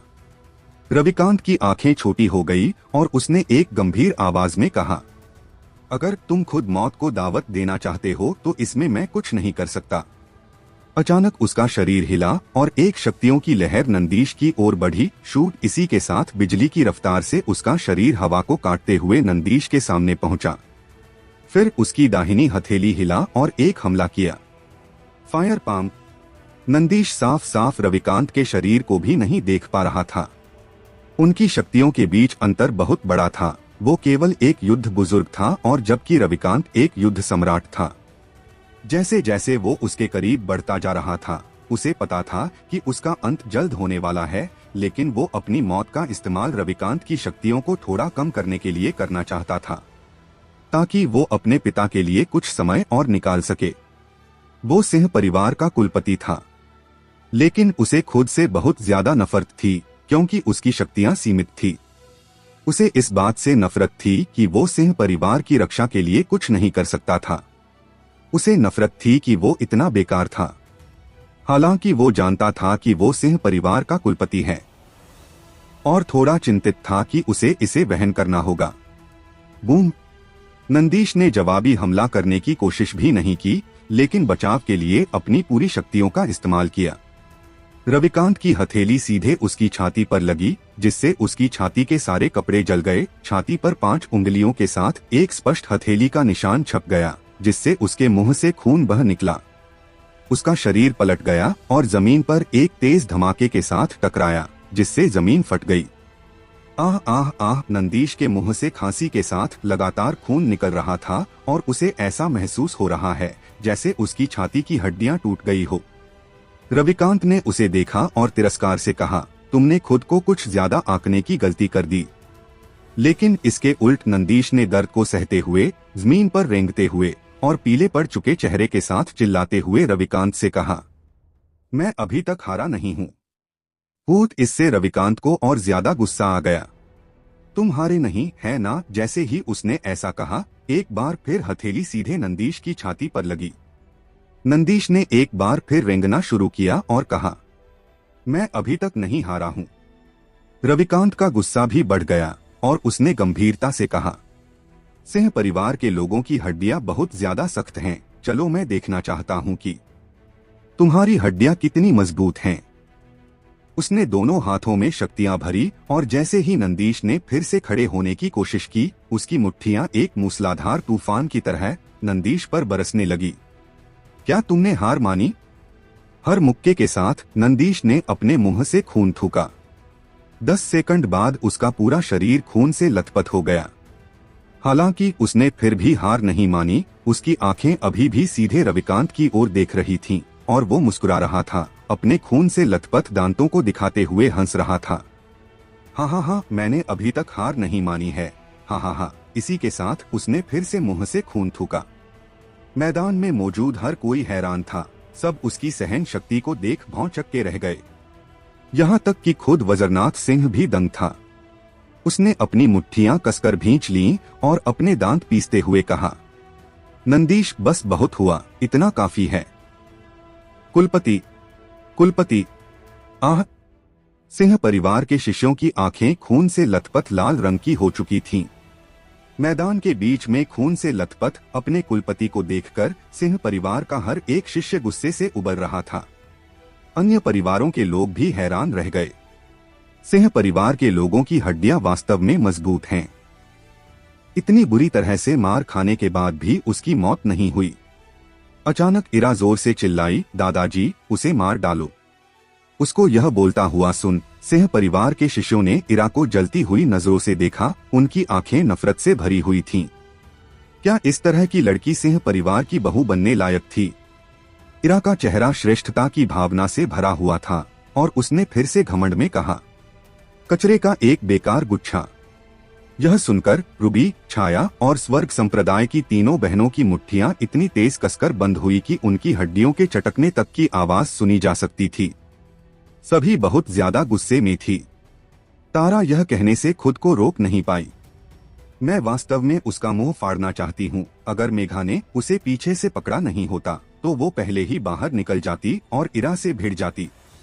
तभी रजत ने हंसते हुए कहा, हेवंत भाई, वो वैसे भी मरने वाला है, तो फिर महामहिम रविकांत उसके साथ इतनी नरमी से क्यों पेश आ रहे हैं? उसका एक ही बार में किस्सा क्यों नहीं निपटा देते और फिर जल्दी से ग्रैंड मास्टर को भी मार डाले? हेवंत ने भी हंसते हुए कहा, अरे ऐसा कुछ नहीं है, वो बस इन सिंह परिवार के लोगों की हड्डियां कुछ ज्यादा ही सख्त हैं। कमबख्त जल्दी से हार नहीं मानते और मरते दम तक लड़ना जारी रखते हैं। फिर रजत ने चिल्लाते हुए कहा, महामहिम रविकांत, अगर उसकी हड्डियां मजबूत हैं तो मैं खंजर फेंकूं, उसे एक ही बार में निपटा दो। तीनों स्तंभों के शिष्य मजाक करने लगे, उसे मार डालो, उसे मार डालो। सब कुछ नियंत्रण से बाहर जा रहा था। सिंह परिवार के शिष्य भी घबरा रहे थे। वो सभी ग्रैंड एल्डर वज्रनाथ सिंह की ओर देख रहे थे। वज्रनाथ सिंह ने गुस्से भरी आंखों से रविकांत की ओर देखा और कहा, ऐसा मत करना। रविकांत पहले से ही गुस्से से भरा हुआ था और नंदीश से बेहद नाखुश था। वज्रनाथ सिंह के गुस्से के भाव को देखकर वो जोर जोर से हंसने लगा। बस देखते जाओ कि मैं क्या करता हूँ। अचानक वो एक कदम पीछे हटा और अपनी हथेलियों में एक बार फिर से शक्तियां भरी। हथेलियों में आग भड़क चुकी थी। फायर पाम की खतरनाक शक्तियां आसमान तक को फाड़ने के लिए तैयार थी। वज्रनाथ सिंह ने जोर से गर्जना की और कहा, नंदीश, जल्दी से चकमा दो। इसी के साथ उसने भी मैदान की ओर कदम बढ़ा दिए।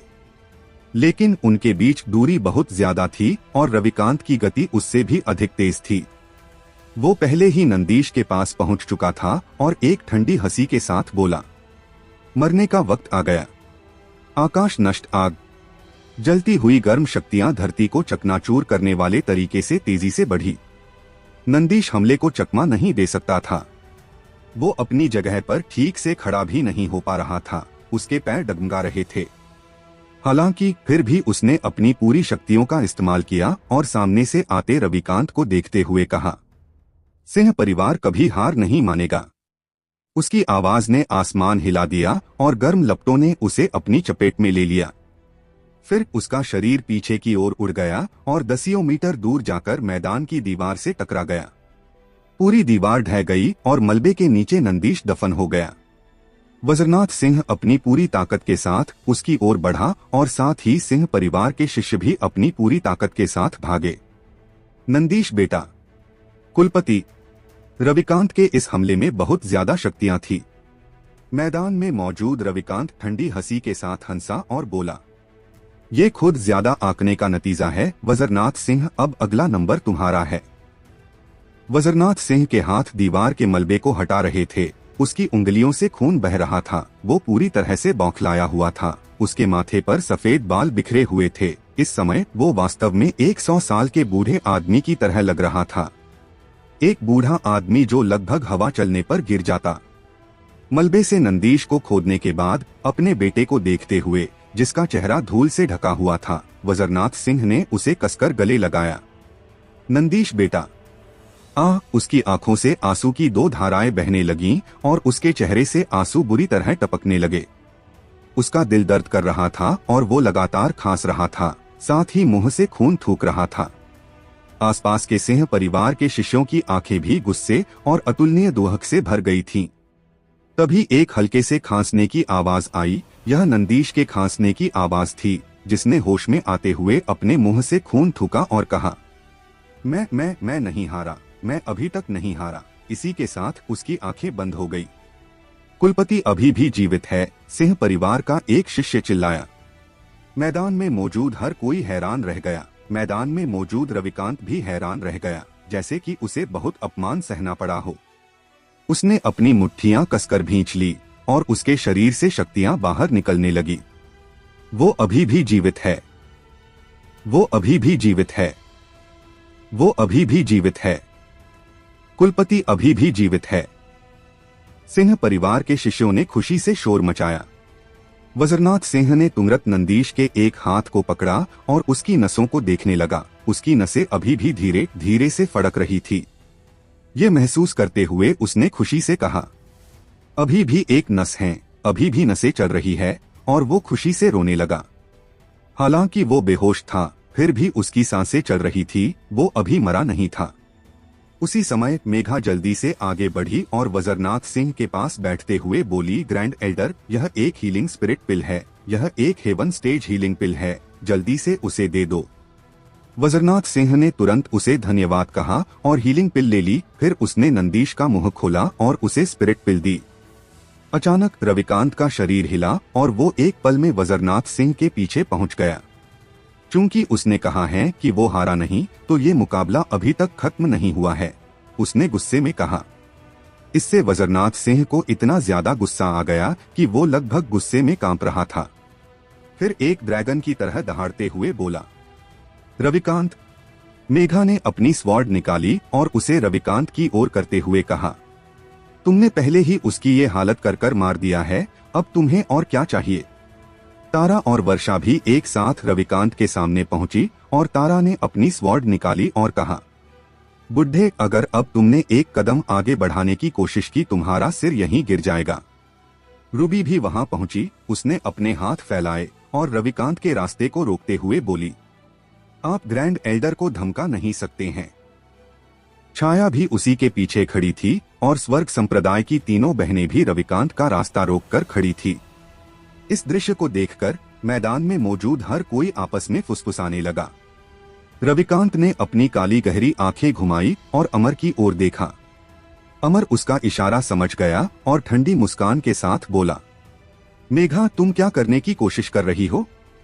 हमारी हेवन सेक्ट शाखा के पास फायर ग्लास शहर के मामलों में हस्तक्षेप करने की अनुमति नहीं है।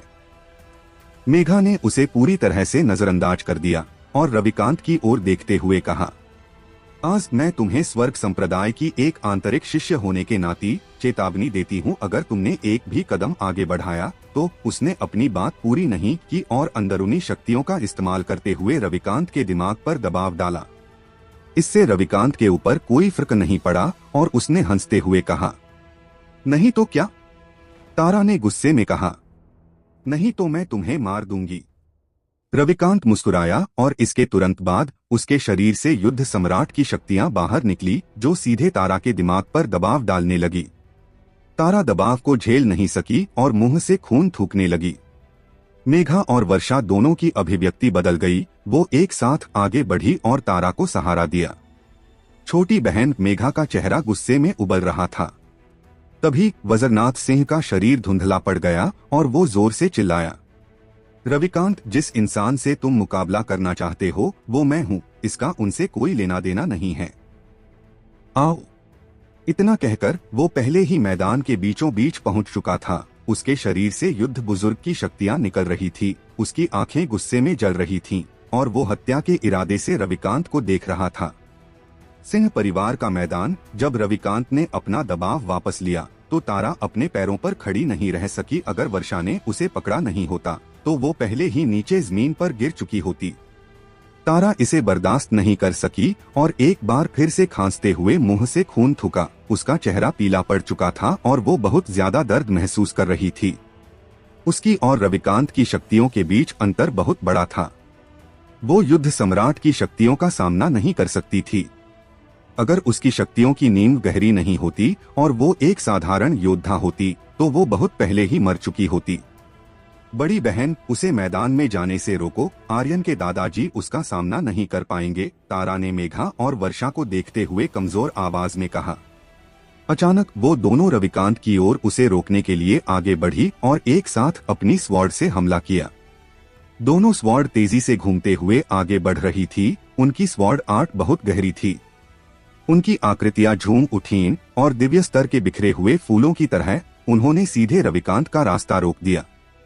रविकांत को पीछे हटने पर मजबूर होना पड़ा। उसकी भौहें कसकर सिकुड़ गई थी और उसने मेघा और वर्षा की ओर देखते हुए गंभीरता से कहा, मिस मेघा, मिस वर्षा, मैं आप दोनों को चोट नहीं पहुंचाना चाहता, लेकिन कृपया मुझे गुस्सा मत दिलाओ वरना।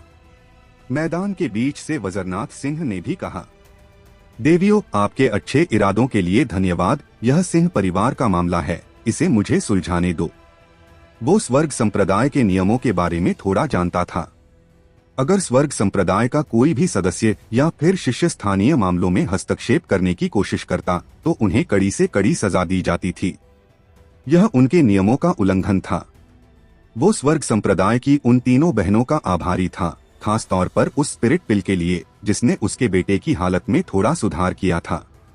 वो दिल से उनका आभारी था और आर्यन के लिए भी खुश था, क्योंकि उसकी कुछ लड़कियां करीबी दोस्त थीं जो सिंह परिवार की मदद करने के लिए अपने संप्रदाय के नियमों को तोड़ने के लिए भी तैयार थी। हालांकि वो उन्हें इसमें शामिल नहीं होने दे सकता था। मेघा ने उसकी ओर देखा और कहा, ग्रैंड एल्डर, हमने सिंह परिवार की रक्षा के लिए आर्यन से वादा किया था और हम अपने वादे की पक्की हैं। हालांकि उसने यह झूठ बोला था, आर्यन ने ऐसा कुछ नहीं कहा था। वर्षा ने रविकांत की ओर देखा और कहा, चूंकि तुम हमारे नाम जानते हो तो तुम्हें स्वर्ग संप्रदाय में हमारी स्थिति के बारे में भी पता होगा। रविकांत, अगर तुम अभी नहीं रुके तो तुम्हें इसका बहुत बड़ा खामियाजा भुगतना पड़ेगा। वो दोनों स्वर्ग संप्रदाय के अंदरूनी हिस्से के बुजुर्गों की बेटियां थीं और उनका बहुत प्रभाव था। रविकांत यह जानता था और अब थोड़ा हिचकिचाने लगा था। जब इरा ने मेघा और वर्षा की बात सुनी तो उसने बेहद दुखी चेहरा बनाते हुए अमर से कहा, मुझे वो बिल्कुल पसंद नहीं, मैं उनसे बहुत नफरत करती हूँ। अचानक अमर का शरीर धुंधला पड़ गया और वो एक पल बाद रविकांत के पास दिखाई दिया। आप अपना काम जारी रख सकते हैं, उन दोनों को मैं संभाल लूंगा, उसने रविकांत से कहा। अमर की उपस्थिति ने पूरे मैदान को हिलाकर रख दिया। हर कोई उसे देख रहा था और कई लड़कियां तो उससे मोहित हो गई थीं। इतना सुंदर, वो बहुत ज्यादा शक्तिशाली है। उसकी पृष्ठभूमि सरल नहीं है। मैंने सुना है कि वो स्वर्ग संप्रदाय के उपसंप्रदाय गुरु का इकलौता बेटा है। और उसकी शक्तियां युद्धराज स्तर पर पहुंच गई है। सच में वो बहुत शक्तिशाली है। इस संबंध के साथ रविकांत और शाही परिवार और ज्यादा शक्तिशाली हो जाएगा। सभी लोग अमर के बारे में बातें कर रहे थे। इससे अमर की नजरें ठंडी हो गई, आंखें घमंडी और चेहरे पर एक तिरछी मुस्कान फैल गई। इरा ने भी आसपास की चर्चाओं का आनंद लिया और सहज भाव से कहा, अमर, उन्हें अच्छे से सबक सिखाना।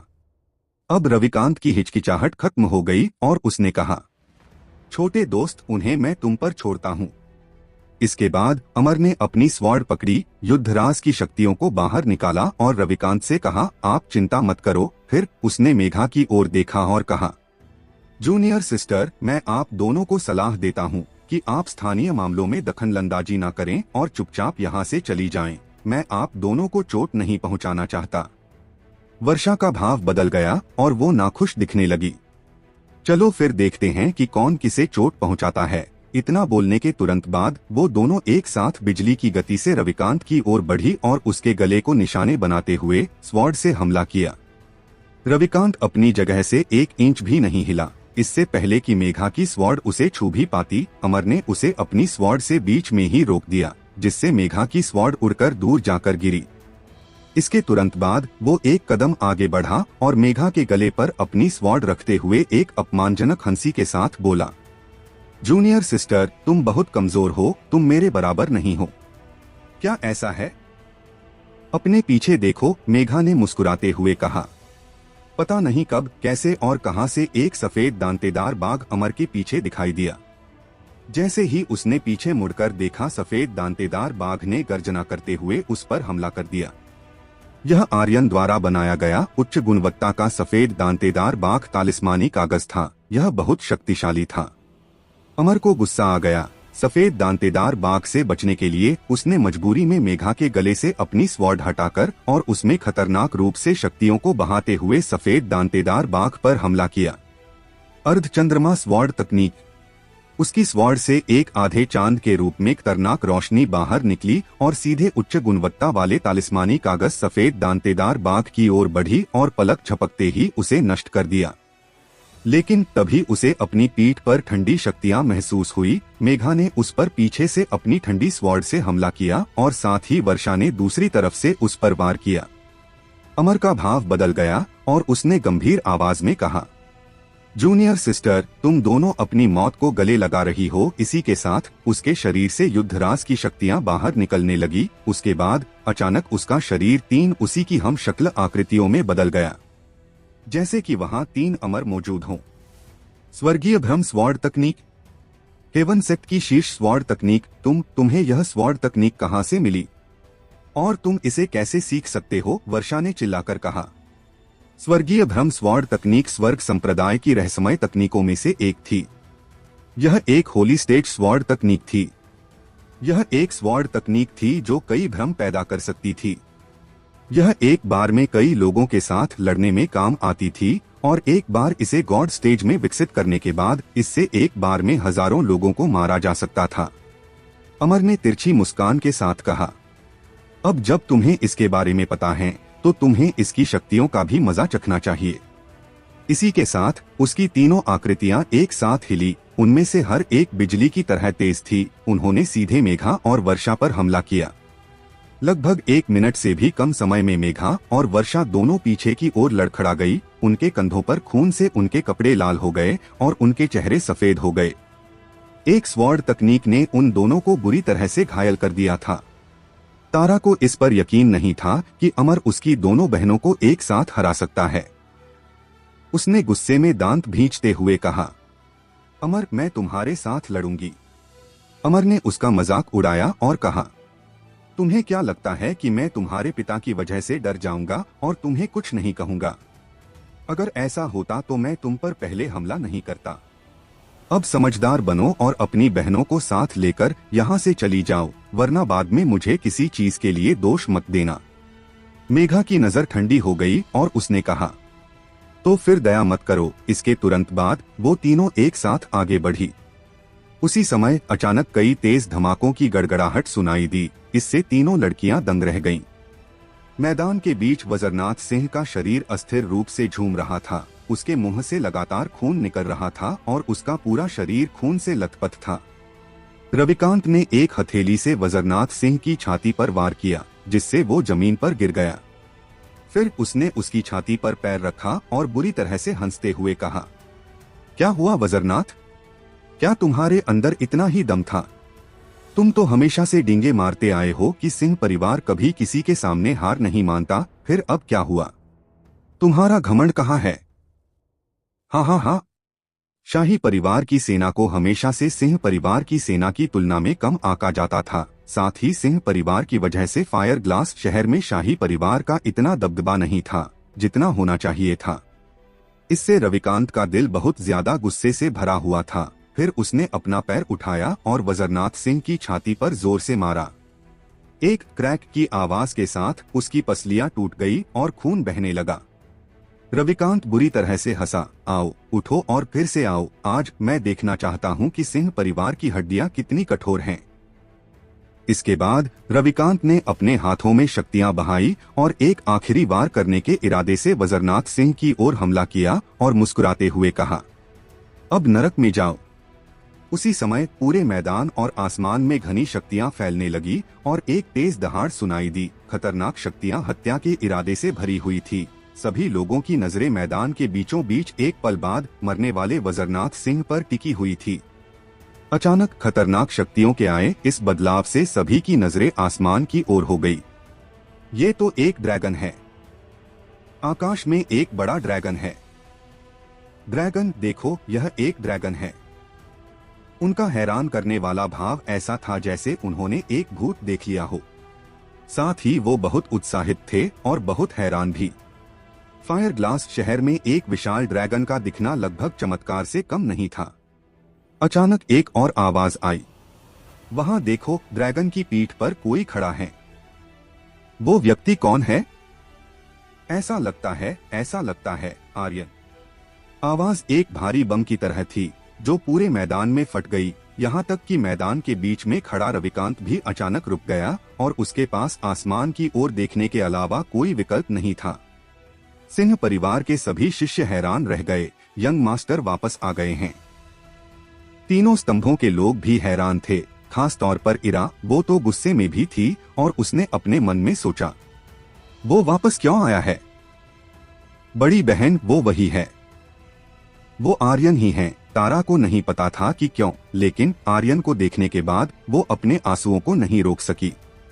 उसने आसमान की ओर देखा और चिल्लाई, कमीने, तुम्हें वापस आने में इतनी देर क्यों हुई? मेघा और वर्षा भी अपने आंसू नहीं रोक सकी, साथ ही रूबी भी भावुक थी, लेकिन उसने तुरंत चिल्लाते हुए कहा, यंग मास्टर, दादाजी को बचाओ। ड्रैगन की पीठ पर सवार आर्यन के अलावा और कौन हो सकता है?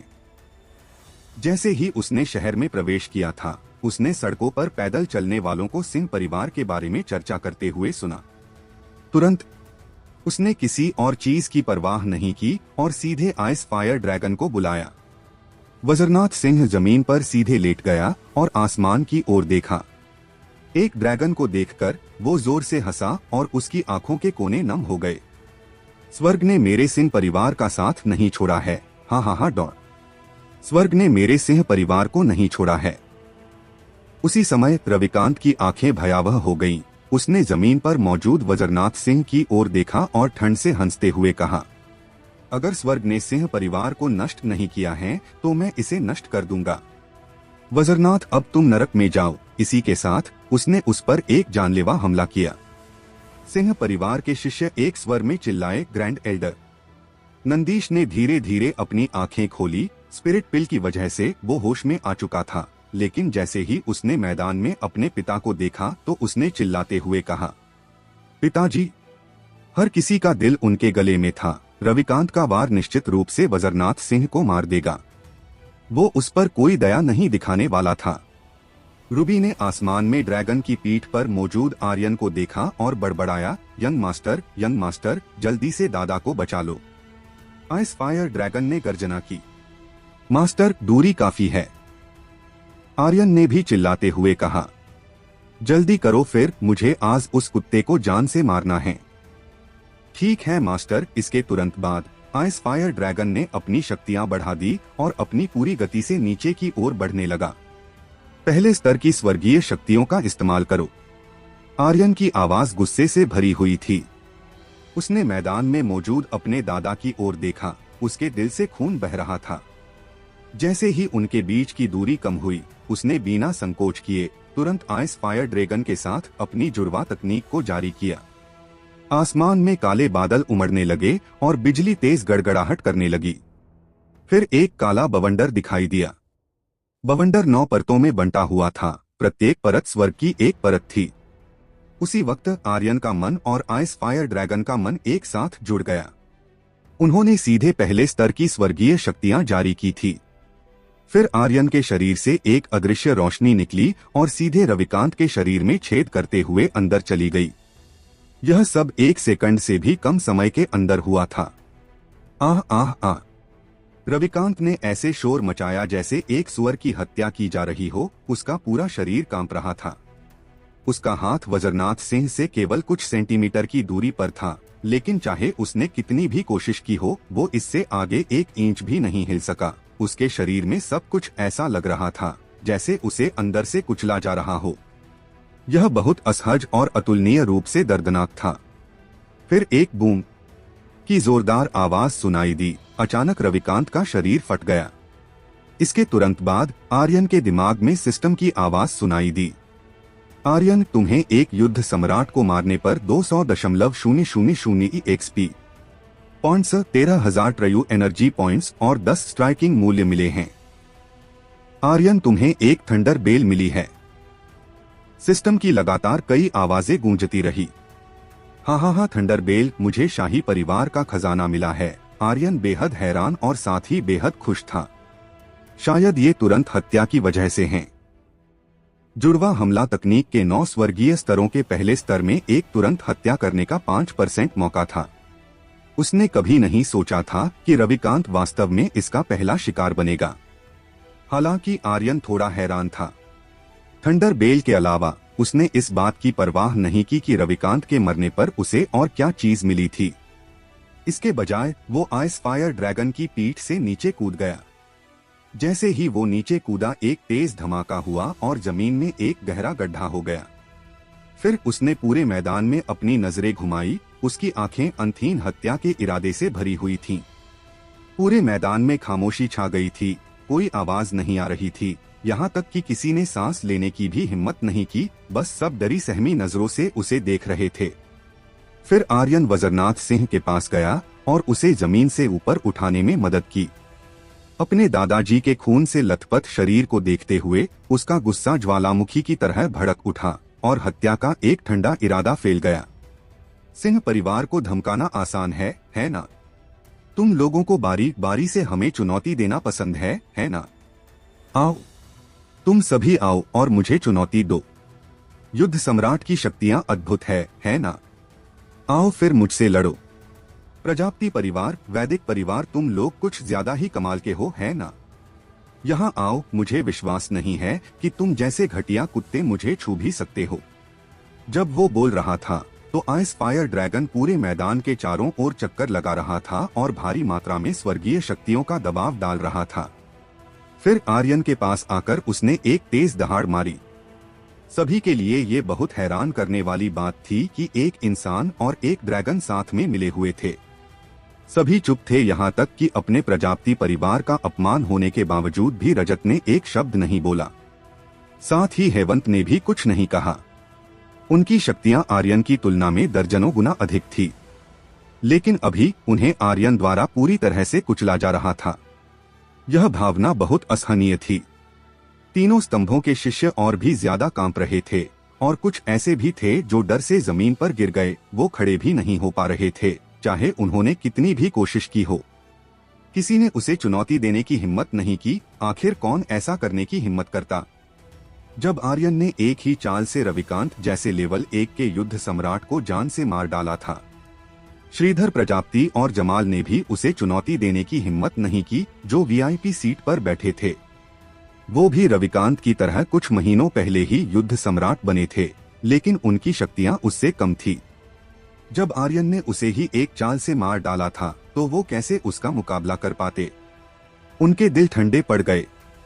आर्यन की नजरों और आइस फायर ड्रैगन की खौफनाक नजरों को खुद पर होता देख उनका शरीर बुरी तरह से कांप रहा था। उनके दिलों में डर बैठ गया था। सबको खामोश देखकर आर्यन की नजरें फिर से काली और हत्या के इरादे से भर गई। क्या हुआ? तुम लोग खामोश क्यों हो? तुम्हारा घमंड कहाँ है? क्या तुम मुझे और मेरे सिंह परिवार को मारना नहीं चाहते थे? आओ फिर मुझे मारो, मैं यहाँ तुम्हारे सामने खड़ा हूँ। मानो जैसे वो पागल हो गया था। वो सचमुच गुस्से में था।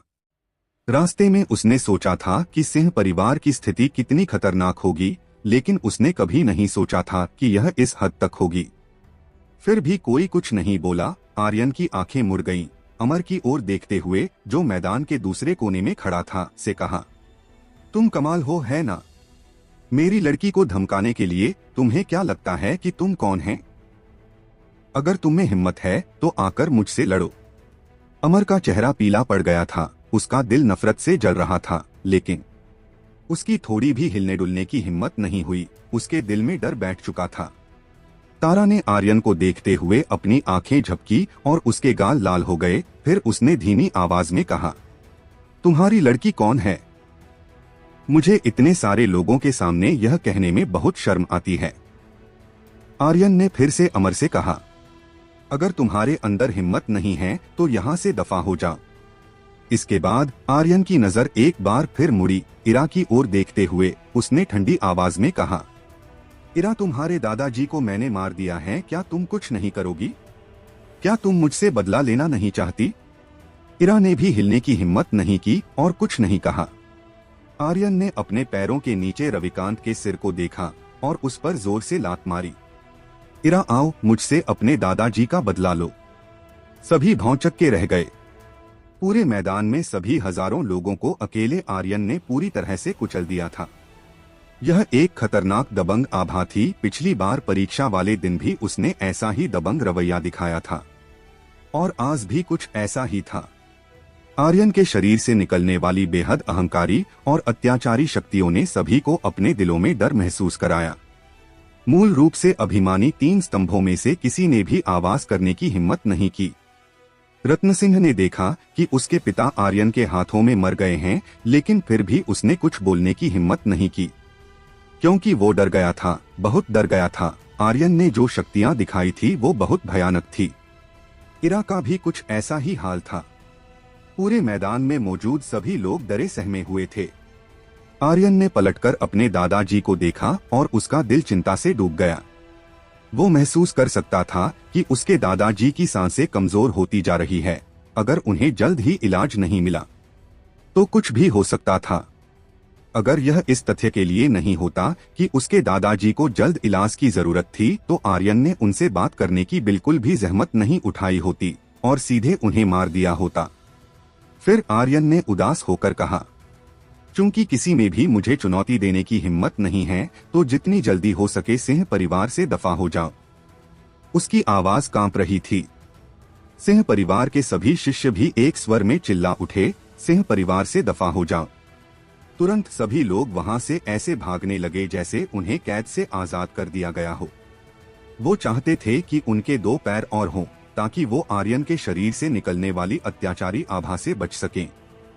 अचानक आर्यन की नजर इरा के शरीर पर पड़ी और उसने एक ठंडी आवाज में कहा, इरा। इरा का शरीर कांप उठा और वो अपनी जगह पर जम गई। यह बहुत असहज भावना थी, मानो मृत्यु के देवता की तलवार उसकी गर्दन पर रखी गई हो। वो तुरंत रुक गई। उसने अपनी मुट्ठी कसकर भींच ली। उसका पूरा शरीर बिना रुके कांप रहा था। उसके दादाजी के मारे जाने का दृश्य उसके दिमाग में दिखाई देता रहा। आर्यन ने आगे कहा, तुम मेरी हो, भले ही मैं तुम्हें नहीं चाहता, फिर भी तुम मेरी हो। तुम सगाई तोड़ना चाहती थी ना? ऐसा कभी नहीं होगा। 3 साल बाद मैं तुम्हें अपना खिलौना बनाऊंगा। फिर मैं तुम्हारे साथ जैसे चाहूं वैसे खेलूंगा। इस बात को अपने दिमाग में अच्छे से बिठा लेना। इस तरह की लड़की को मारना उसे आसानी से छोड़ देने के बराबर होगा।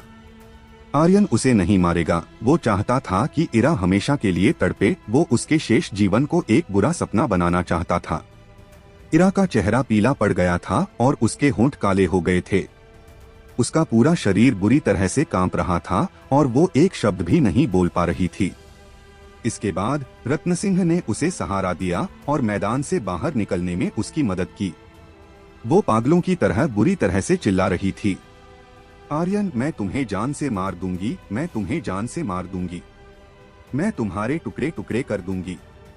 आर्यन यही प्रभाव देखना चाहता था। जान से मारना उसे एक आसान मौत देने जैसा होता। इरा को योजना बनाना और दूसरों को तड़पाना पसंद था। ऐसे व्यक्ति को एक ही वार से मारना बहुत आसान होता। इसके अलावा इतनी सुंदर लड़की को मारना अफसोस की बात होगी। कुछ ही मिनटों में सिंह परिवार के प्रशिक्षण मैदान में केवल सिंह परिवार के लोग ही रह गए। सभी लोग आर्यन को उत्साह के साथ देख रहे थे। यंग मास्टर बहुत शक्तिशाली है, यंग मास्टर शक्तिशाली है, यंग मास्टर शक्तिशाली है। आर्यन ने एक भारी सांस ली और कहा, सिंह परिवार के लोगों को सिंह परिवार जैसा दिखना चाहिए। उन सभी चीजों को वापस ले लो जो सिंह परिवार ने खो दी हैं। यह एक जोरदार जवाबी हमला करने का सही मौका था। उन्हें तीनों स्तंभों के लोगों को यह बताने की जरूरत थी कि सिंह परिवार को परेशान करना इतना आसान नहीं है। हालांकि आर्यन अपने दिल में बहुत चिंतित था। तीनों स्तंभों के लोग केवल अस्थायी रूप से भयभीत थे और जब वो शांत हो जाएंगे तो एक दूसरी योजना के साथ वापस लौटेंगे और यह सिंह परिवार के लिए आज की तुलना में और भी ज्यादा खतरनाक होगा। वो अकेला उनका कुछ नहीं बिगाड़ सकता था। उसकी शक्तियां केवल लेवल 9 युद्ध आत्मा स्तर पर थी। यहाँ तक कि वो एक युद्ध राज भी नहीं था।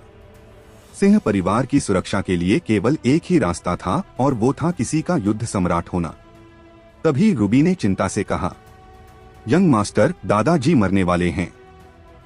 आर्यन का चेहरा काला हो गया और उसने तुरंत कहा, जल्दी से स्नान कुंड तैयार करो। फिर उसने आइस फायर ड्रैगन से कहा, क्या तुम तैयार हो? मास्टर, मैं तैयार हूँ, आइस फायर ड्रैगन ने तुरंत कहा। जुड़वा हमला तकनीक को इस्तेमाल करने के बाद वो बहुत कमजोर पड़ गया था और उसकी शक्तियां पूरी तरह से खर्च हो चुकी थी। लेकिन वो जानता था कि उसके मास्टर को किस बात की चिंता थी, इसलिए वो थोड़ा और दर्द सहने के लिए तैयार था। आधे घंटे बाद वज्रनाथ सिंह के आंगन में आइस फायर ड्रैगन के शरीर पर एक घाव दिखाई दिया और उसका खून नीचे टपक रहा था। आर्यन के बोलने का इंतजार किए बिना आइस फायर ने तुरंत कहा, मास्टर, कुछ मत कहो, लोगों को बचाना अधिक महत्वपूर्ण है। यह बस थोड़ा सा ड्रैगन ब्लड है, यह कुछ दिनों में वापस भर जाएगा। फिर उसने आगे कहा, मास्टर, अब मैं आराम करने जा रहा हूँ, और वो जल्दी से सिस्टम स्पेस में चला गया। आर्यन ने कुछ नहीं कहा और जल्दी से अपने दादाजी के नग्न शरीर को स्नान कुंड में डाल दिया, जो ड्रैगन ब्लड से भरा हुआ था। फिर उसने कुछ उच्च श्रेणी की फायर स्पिरिट जड़ी बूटियों को निकाला, जो उसे वीरान पर्वत के हजारों बंजर जंगलों और पहाड़ों में मिली थी, और उन्हें भी ड्रैगन ब्लड के साथ मिला दिया। यह सब करने के बाद वो पीछे हट गया। उसने वो सब किया जो वो कर सकता था और अब वो केवल अपने दादाजी पर ही भरोसा कर सकता था। आर्यन ने कमरे का दरवाजा बंद किया और बाहर खड़े कमजोर नंदीश की ओर देखा और कहा, चाचा, दादाजी जरूर ठीक हो जाएंगे, अब आपको आराम करना चाहिए। नंदीश ने आर्यन को देखा और थोड़ा भावुक महसूस किया। फिर उसने उसका कंधा थपथपाया और कहा, बहुत अच्छे। फिर वो मुड़ा और वहां से धीरे धीरे चला गया। उसे आराम करने के लिए कुछ समय चाहिए था। वो गंभीर रूप से घायल हो गया था। अगर मेघा की गोली नहीं होती तो वो पहले ही मर चुका होता। जब आर्यन ने अपने चाचा की घायल पीठ देखी तो वो अपने दिल में दर्द महसूस करने लगा। हालांकि उसने नंदीश को रविकांत के अनगिनत हमलों को सहते हुए नहीं देखा था, लेकिन फिर भी वो उसके शरीर पर घावों से अंदाजा लगा सकता था। चाचा, आप चिंता मत करो, जब आइस फायर ड्रैगन की शक्तियां वापस से भर जाएंगी तो मैं आपके लिए ड्रैगन ब्लड लाऊंगा और साथ ही सिंह परिवार को फिर से मजबूत बनाने के लिए हर शिष्य के पास ड्रैगन ब्लड होगा। आर्यन ने अपनी मुट्ठी कसते हुए खुद से कहा। जब वो आइस फायर ड्रैगन को जिंदा पकड़कर लाना चाहता था तो उसने यही सोचा था। यह तो बताने की जरूरत नहीं है कि आइस फायर ड्रैगन का शरीर बहुत बड़ा था, इसलिए थोड़ा सा ड्रैगन ब्लड निकलने से उस पर कोई फर्क नहीं पड़ने वाला था। यंग मास्टर, दादाजी कैसे हैं? जब आर्यन आंगन से बाहर निकला तो रूबी और स्वर्ग संप्रदाय की तीनों बहनें दौड़ते हुए उसके पास आई। दादाजी जल्द ठीक हो जाएंगे, आर्यन ने जवाब देते हुए कहा। फिर उसने मेघा की ओर देखा और बोला, धन्यवाद सिंह परिवार की मदद करने आने के लिए धन्यवाद। मैं तुम्हारी इस मदद को याद रखूंगा। तभी तारा ने मुस्कुराते हुए कहा, हाँ हाँ हाँ, कैसी मदद? ओह ठीक है, जो तुमने मैदान में कहा था, क्या तुम्हारा वही मतलब था? ओह, मैंने क्या कहा था? आर्यन को कुछ याद नहीं था। उसने बहुत कुछ कहा था, इसलिए वो थोड़ा उलझन में पड़ गया। वर्षा समझ गई कि तारा क्या कहना चाहती थी। फिर उसने भी थोड़ा शर्माते हुए आर्यन की ओर देखा और पूछा, क्या वो सच था? मेघा की भौहें सिकुड़ गई और उन दोनों को घूरते हुए बोली, तुम दोनों अभी भी गंभीर नहीं हो। तारा ने अपनी जीभ बाहर निकाली और उसे चिढ़ाया। फिर मेघा ने आर्यन की ओर देखा और कहा, तीनों स्तंभ इतनी जल्दी इस मामले को नहीं भूलेंगे। तुम्हें सावधान रहना होगा और मुझे डर कि अब हम सिंह परिवार की मदद करने वापस नहीं आ पाएंगी। वो हेवन सेक्ट शाखा के नियमों को तोड़कर यहाँ आई थी, तो जब वो वापस लौटेंगी तो उन्हें निश्चित रूप से सजा दी जाएगी। इसके अलावा आर्यन ने अमर के लिए चीजों को बहुत मुश्किल बना दिया था, इसलिए अमर उनसे बदला लेने की कोशिश करेगा। मेघा ने आर्यन को इन चीजों के बारे में बताना सही नहीं समझा, क्योंकि वो नहीं चाहती थी कि वो उसके बारे में चिंता करे। मेघा ने बोलना जारी रखा, अब हम कुछ समय के लिए ट्रेनिंग करने जा रही है।